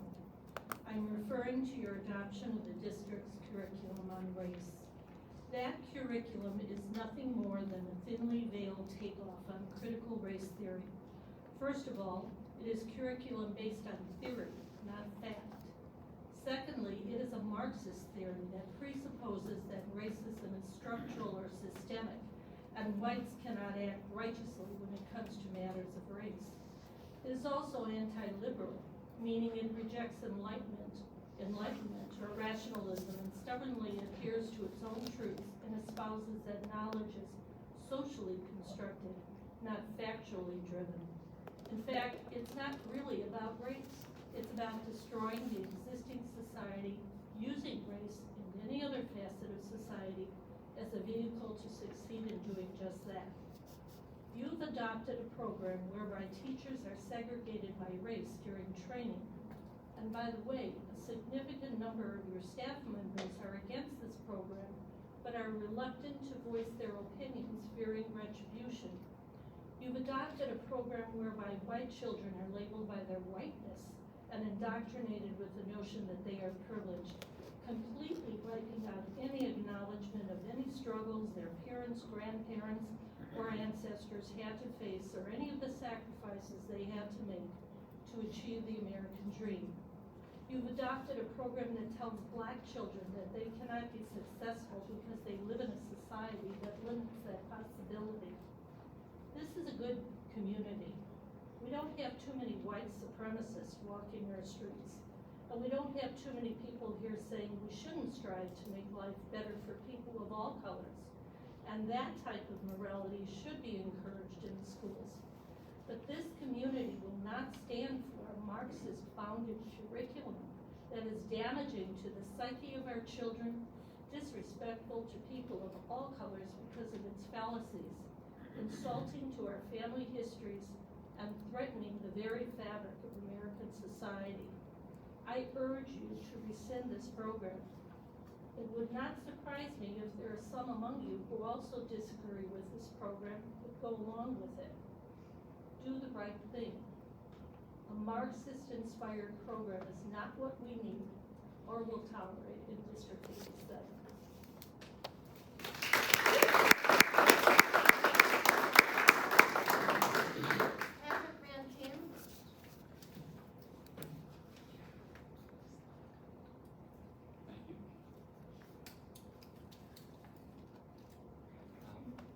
Thank you, board members. I have to say that my name is Patrick Van Team, and I live in Glen Ellen. Kids went to school at West here.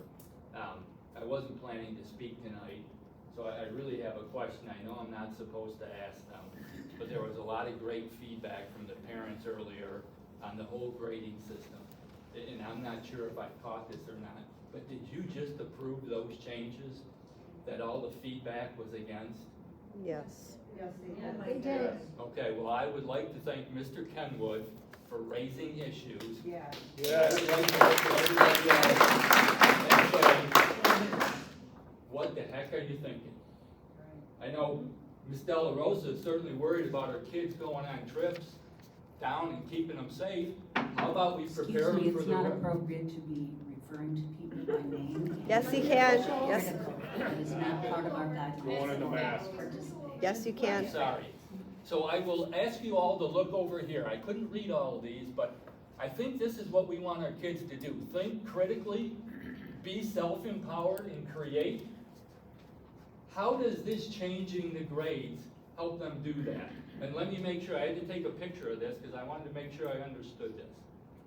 So we're going to delete, and this is a question, recognition of academic achievement.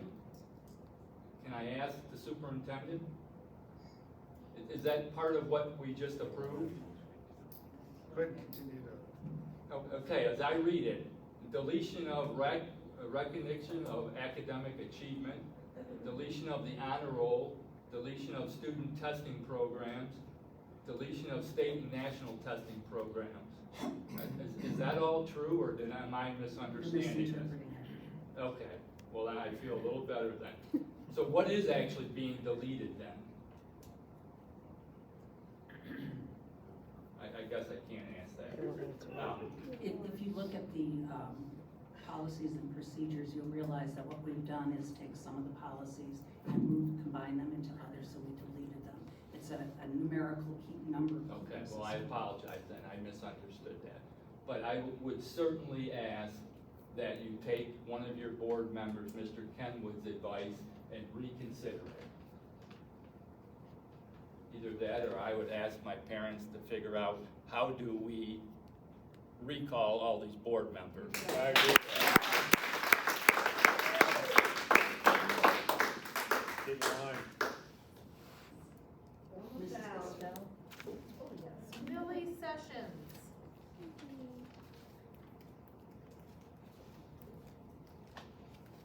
Hello, good evening. I also didn't plan to speak tonight, but here we all are. So I moved to Glen Ellen in the area for the schools, and sadly I find myself feeling that I might move out because of them. I'm concerned as a parent that we spend more time talking about COVID than we have about education. I understand COVID's a big topic and it has to be discussed, I truly do, but so does the education of the students. You know, a different mom or woman was up here speaking about privilege, and I have lived in other countries, and they would laugh this policy out of the room. Privilege is showing up and getting 50% for just doing that. Privilege is having no consequences for cheating.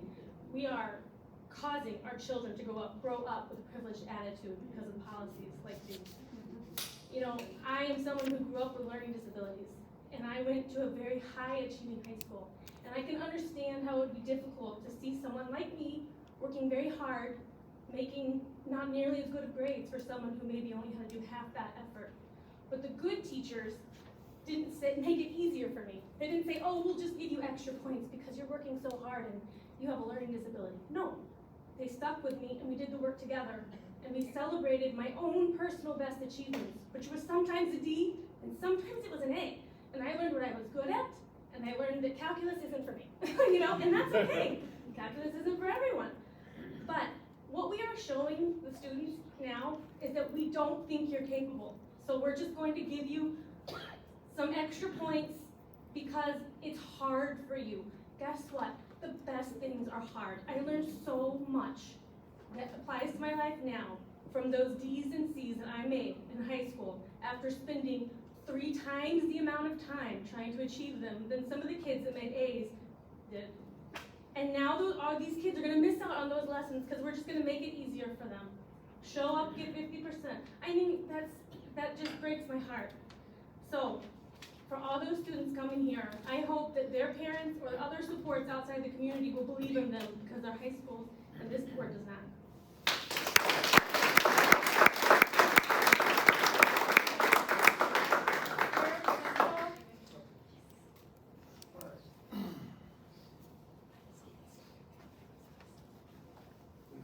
So this is part of my CRT that I want to save from the previous talk. So the National Black History Museum in Washington, D.C. removed the assumptions of white culture from their website because blacks all across America were outraged on the assumptions. So it says, while different individuals might not practice or accept all these traits, they are common characteristics of most U.S. white people most of the time. Okay, so there were 55 points from our training, and this was very disturbing to many in the staff. So this has been going on for about 3 or 4 years, and a lot of people come to talk to me about these things, but at this point they're gonna start standing up for themselves. But here are some of the aspects of whiteness. Self-reliance, being polite, action-oriented, plan for the future, adhere to time schedule, delayed gratification, nuclear family, husband and wife, Christianity. These are not characteristics of white culture. These are characteristics of success. And I must speak to, and you see they removed that from Washington, D.C. At Proviso East, they've already implemented this 50% or provides a WES in that district. They already implemented this 50%. And one teacher told me he kept all of his zeros in place up until the end of the semester, and then he put his 50% in. So a ton of kids passed. So they don't have to come back and do the work. They may do it, but if they don't, they're still gonna get a 50%. And the assumption that black people in this country need people to look out for them, like one of the speakers said earlier today, is so appalling. I have seen this happen in my lifetime. I'm from Inglewood. I saw the destruction of education in Chicago. Moved to Bolingbrook, saw the destruction of education in Valley View. Now I'm up here in Glen Ellen, where I brought my kids because it was an excellent school system. Reconsider that policy, because you are going to destroy the educational system. And Proviso East, if you go back 50 or 60 years, that was a great school. It can happen here, okay? And the last thing about the field trips, I just want to say, millions of kids wrestle. We acknowledge some all-state wrestlers today and an all-state state championship team. COVID's real, but if you look at the data and the cases, kids get cases, but the deaths are really, really minuscule. As far as like, there's more suicides, more car accidents, more kids getting injured on bikes. So just consider that, and then consider all of these policies come from CRT and this cultural training, because it's talked a lot of people into thinking, oh, we really got to help these kids. So well-intentioned people are changing policies because they think this is going to help the kids, and then in the end, it's only going to help it's going to hurt the minority students, and that's why I'm here. Thank you. Thank you.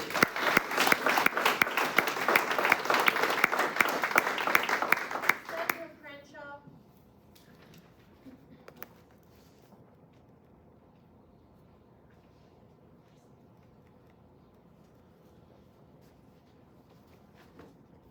My name is Senator Crenshaw.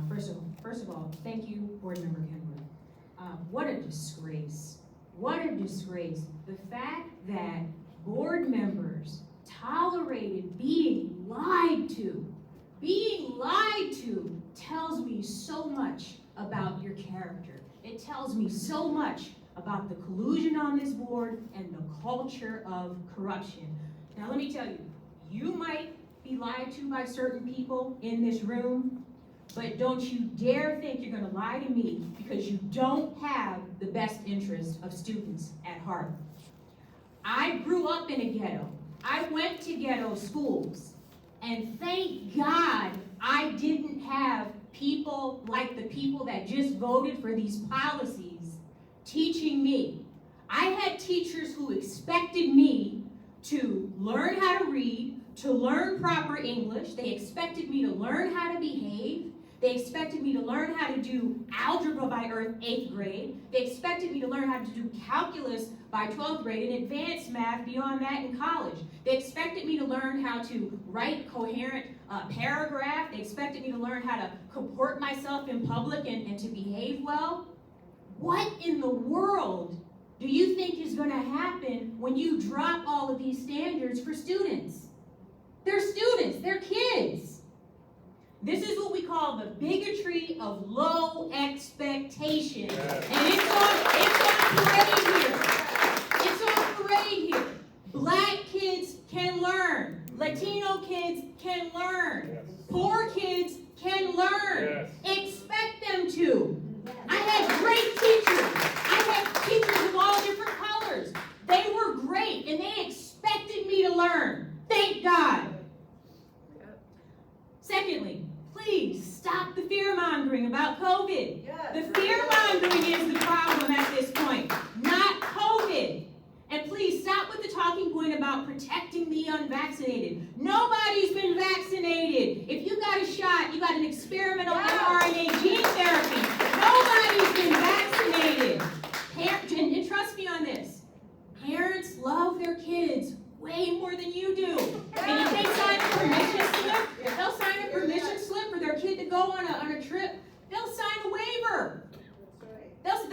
waiver for COVID, but don't let the kids suffer because you're afraid. Masks don't work. They didn't stop the spread. Strengthen your immune system, just like Dr. Susie said. And lastly, I looked at the culture of equity and belonging statement on the district's website. It's very clear you've aligned yourself with the far left and these organizations like the Lombard Allies for Racial Justice and this other LGBTQ supporting group. Thank you. Amazing, great job.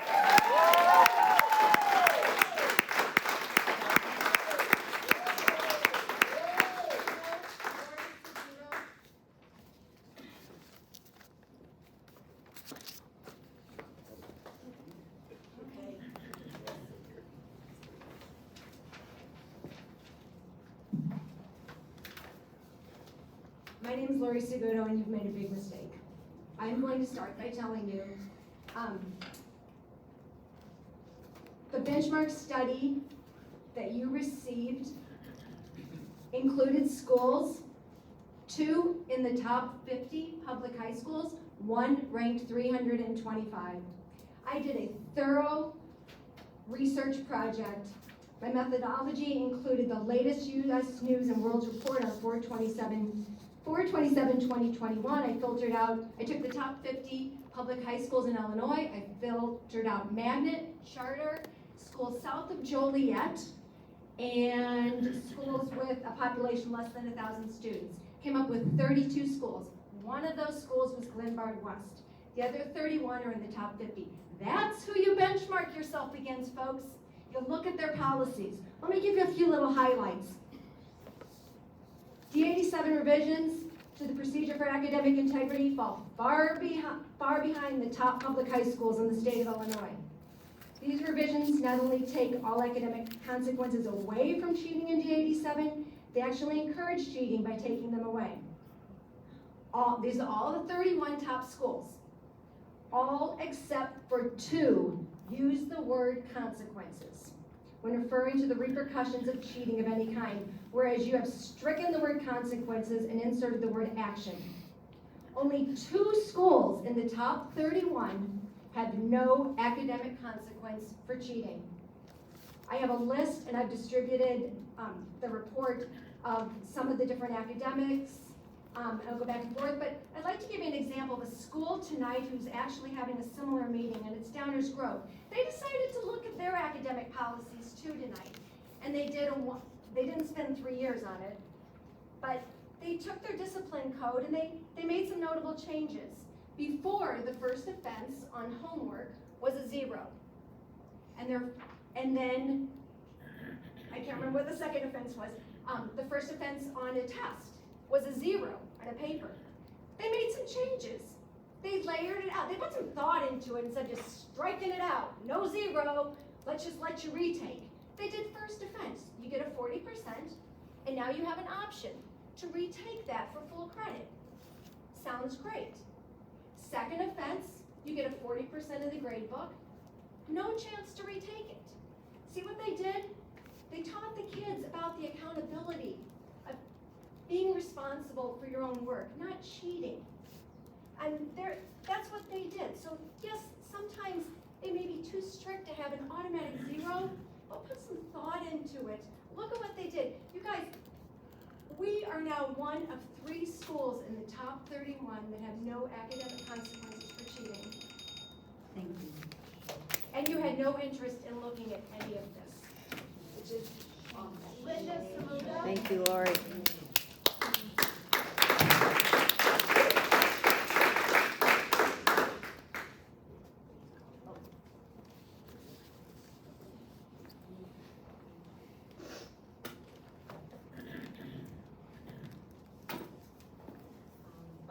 Linda Samuda, I just wanted to mention again, listening to the conversation about COVID, I've at least mentioned this 4 different meetings.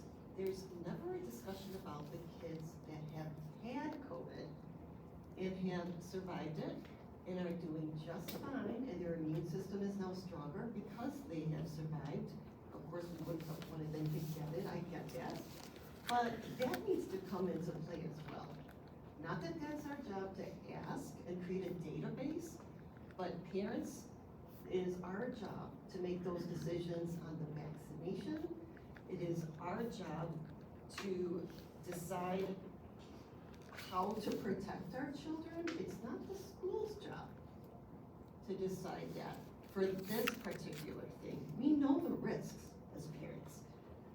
And even vaccinated kids or, you know, adults having COVID, we've seen this now.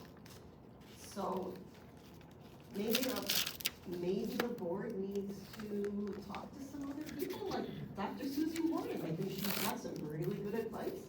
We need to look at therapeutics. Are we gonna have COVID in the school? Yes.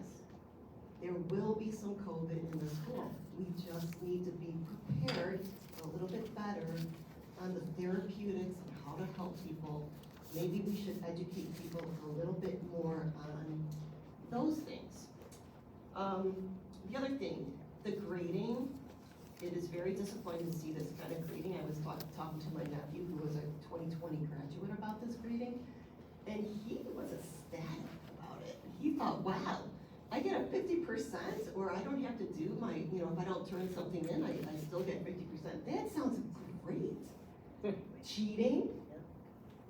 They were all cheating during the Zoom calls. They had their text messages going back and forth. If they were caught and they could just take it over and take it over, he's like, that's awesome. So we're not doing the kids a favor about doing these new grading things without consequences. Thank you.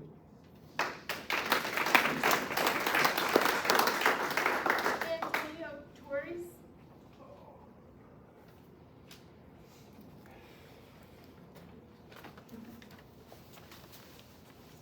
Well, I feel like I'm about to jump into deep waters because there's so many more educated people than I am. So, thank you for all your comments. My name is Antonio Torres. I live in Glen Ellen. I have a son who graduated from Glenbard South, and I have a daughter who's a junior. Okay. The theme tonight has been community. I think I've heard that word about 1,000 times. Community. Community. Let's talk fact now. I heard someone make some really interesting remarks. I'm Black and Puerto Rican, born in Cook County Hospital to a 14-year-old. My mother has an 8th grade education, okay? My father, I don't know him. He's from Vicksburg, Mississippi. That's all I know, okay? Like my friend over here, I have a learning disability to this day, okay? I dropped out of high school for about 2 months because my counselor told me you're never gonna make it, right? So I'm a statistic. I'm a Black and Puerto Rican statistic. I shouldn't be here living in Glen Ellen with a house. So when I have people tell me how I should think and I should feel, you have no idea how I should think or how I should feel. In terms of education, tidbit, I've been in college for 12 years. Why? Because I graduated high school barely, got a job, got married, and I'm still not done with college. Wanna know why? There's 2 things that in the past I'm having a hard time with because of my disability. But I'm not stopping. I've taken the one class 4 times, so you tell me it's okay. 50%. Don't worry about it. That's an insult to what I'm doing. Right? Yeah. My disability. It is what it is. I'm dealing with it. I've dealt with racism. I've been called every word you can possibly think about. I grew up in Chicago. So when I have people tell me, you're doing this for me, no. Talk to a Black person. Talk to a Puerto Rican, a Mexican, an Ecuadorian. Ask them how they really feel. You talk about community. Why aren't you out there? Right. Talking to your community. You're making plans. You know what? Oh, what if they speak Spanish? Then send something out in Spanish. What if the mom's not educated? You figure it out. Talk to them. You want to do something for the kids? Offer more after-school programs. Give them the opportunity. Don't just say, hey, listen, do your best. If your best is 50%, we're going to be good with that. Because you're not going to make winners. How would that have helped Rita Moreno, Raul Julia, Colin Powell, Barack Obama? I can go on and on and on and on. They didn't have this luxury we have now. What's up? So all I'm saying is give our kids a chance. Help them help themselves. That's all I got.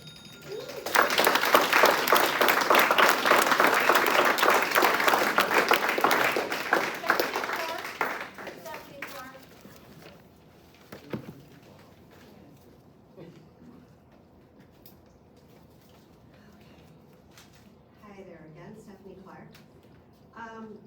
Just some comments after watching the meeting and also hearing some of the other public comment. First of all, as board members, and I've been a school board member, so I know what our role is. You're elected to represent the community. You're not up there, you didn't go through a job interview and your skills were assessed, that you're an expert on being a school board member and in teaching our children. You're just elected to represent the community. That's it. And I saw none of that tonight. None of that tonight. Don't tell me that you're going to experiment on our children. I'm tired of it. They only get one chance at their education. These years are precious. They're forming their brains and their minds for the future. And stop experimenting on them. I'm sick of it. I can't believe that you actually said that. Right. Stop it. You had an hour of public comment about the policy change, 1 hour. I did not hear 1 minute of discussion from anybody except for Mr. Kenwood about the concerns that were mentioned, not 1 minute. And don't tell me that it was talked about at a prior meeting. You didn't talk about it at the other meeting either. You've had no public discussion about the concerns raised by parents, none. No public discussion about information that was hidden, that wasn't shared. It's appalling. It's completely appalling. Tonight was about one thing, pushing an agenda. That's all you were gonna do. You sat through our comment, you pushed through your agenda. With the exception of Mr. Kenwood, all of you should be recalled.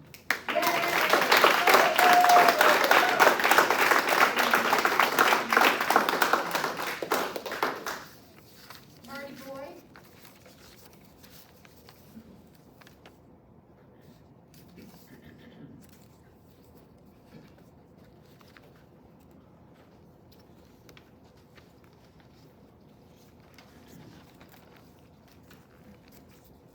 Just some random thoughts after today's meeting.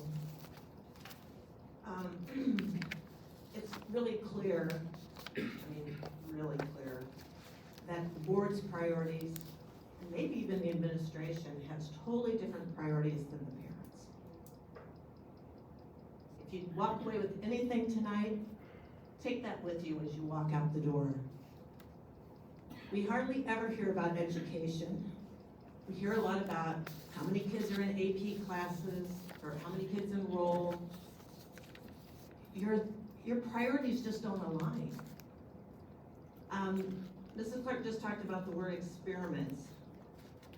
I came out of a district where my kids were all experimented on. You know what that means? That means they suffer with spelling. They suffer with math facts, right? For all the various reasons, whatever modern education brings to us today, they suffer. They should be solid, but they're not. And I bet many of the other kids coming out of that district suffer with the same problem. So you really should be thinking about the basics. I keep talking about this U.S. News and World Report. You have 2 of the 4 schools that the kids, 50% of the kids are not proficient. 60 to 70% of the kids are not proficient in math and reading. Don't you see that's a problem? Don't you see it? There was a comment made about the audience tonight being hecklers. Well, guess what? From my perspective, there was some silent heckling going on up at this board table by the fact that you were unwilling to discuss anything that was raised by the community. It's a two-way street.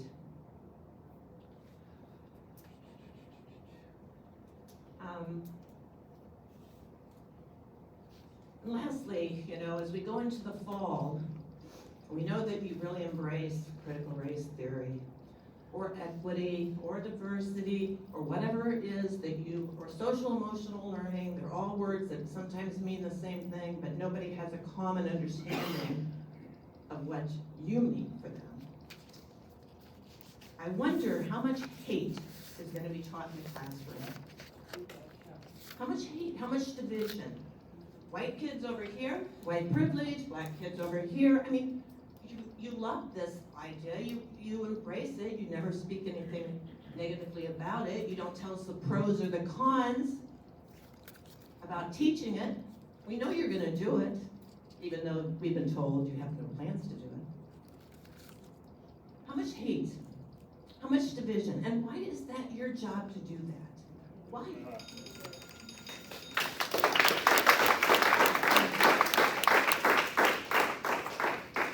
Mika and then Susie Gordon.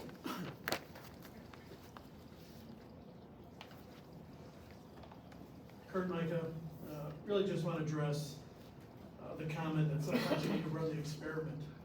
That's pretty crazy. And I would ask, when we go back and look at the numbers for academic achievement, again, black students 53 points below white students. Math, Hispanics 39 points. What experiment are we running there? Language arts, black students 50 points below. Hispanic students, 38 points below. What experiments are we running there? Is that acceptable to the board? Again, we spent more time on traveling to Effingham than a 50-point difference in academic achievement. You guys are looking at the wrong stuff. You're looking at what's important to you and you. I'd ask the parliamentarian, is it appropriate for a board member to talk to the audience when they think something isn't appropriate? Is that their spot? We do not respond to it. That is our policy. We do not respond to the audience. But there were plenty of responses today about You're shushing not and having a heckling. dialogue, so please make your comments, sir. The comment is, it's not the role of a board member, that's probably been in his second meeting, to manage the audience. If he doesn't like something, besides the looks on his face and the eye rolls, he should just move along and address it when the time's right. If we can't address it, to sit and stare out at the audience when people are clapping or making, positive or negative reactions, that was my question to the parliamentarian. Maybe we can address it next time, or I'll send a letter into the board. I think he's answered you already. I'm not sure what that answer was. That's what we do. So we can address that another time, but the experiment stuff is ridiculous. Figure out what the experiments are, why these scores are so low for black and Hispanic kids in this district. That's the issue. The issue isn't mask. The issue isn't grading. How is a grade change or letting them take a 0 or a 50% going to impact this? These kids are in trouble, and it's because of you guys.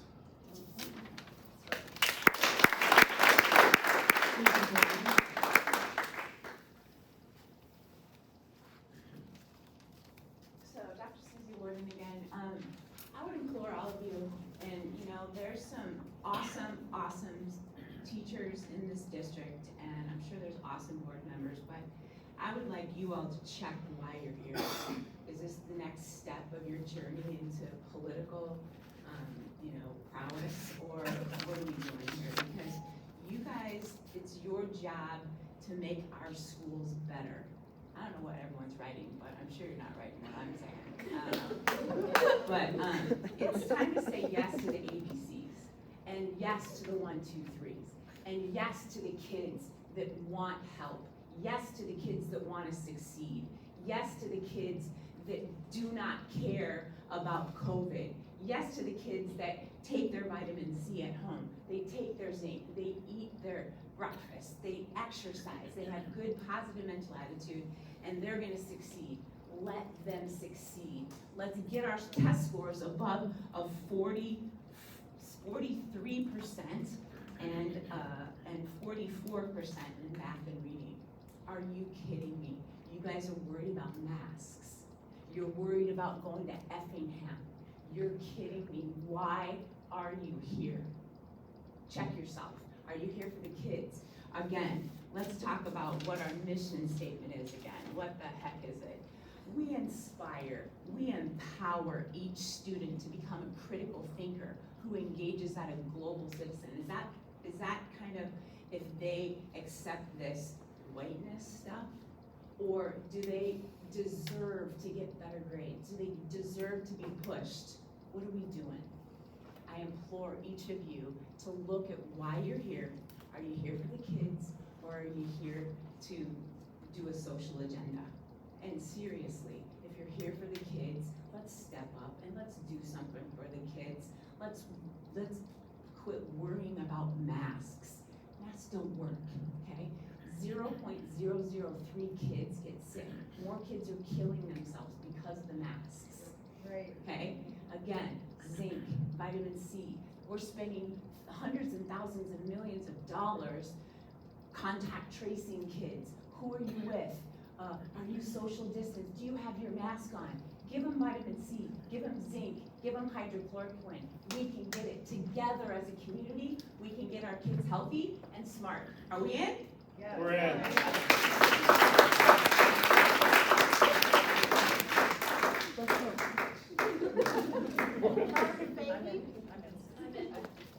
I'd marry that kid.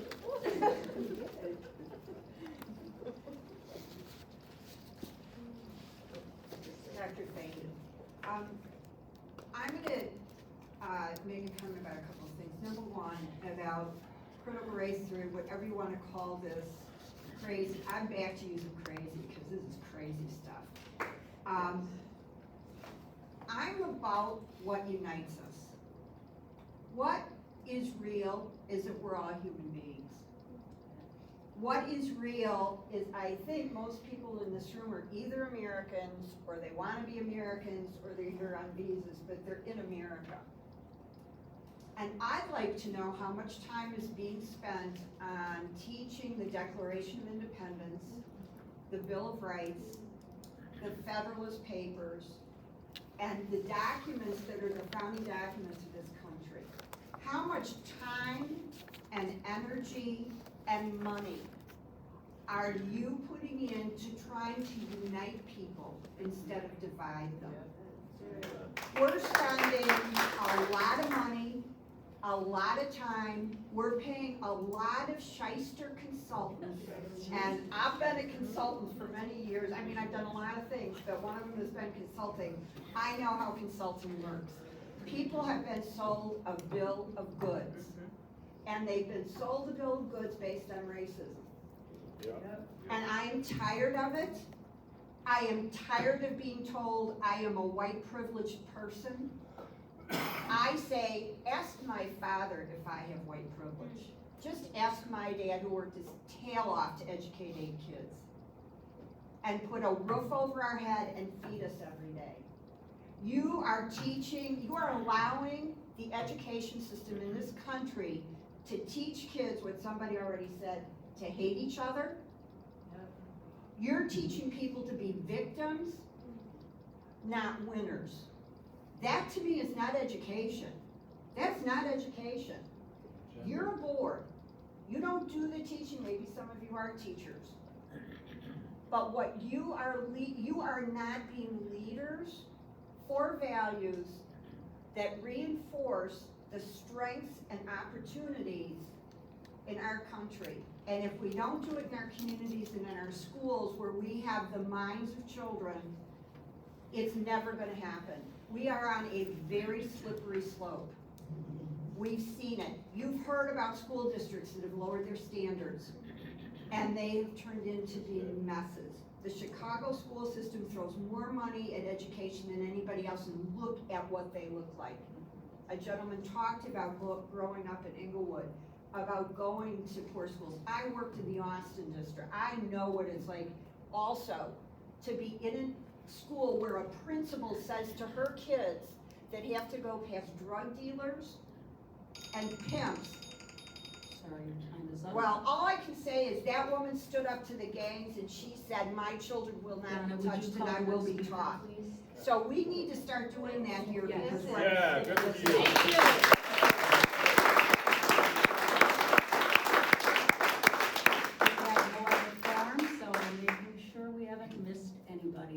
Anyone else who is wishing to address the board this evening? Seeing no one, I am closing public participation And I'm requesting a motion to go into closed session under section 2C1 of the Illinois Open Meetings Act regarding the appointment, employment, compensation, discipline, performance, or dismissal of specific employees of the district or legal counsel for the staff, including hearing testimony on a complaint lodged against an employee or against legal counsel for the district to determine its validity. Do I have a motion? Do I have a second? Donna, would you call the roll, please? It's gonna be huge. The last time I had to air this to someone, I'm trying to think, what is the best way to post it? I should have done Facebook Live, right? I could try to get like she did a nice job, kind of a Dropbox. Do you have an iPad or an iPhone with you? I can drop it to you.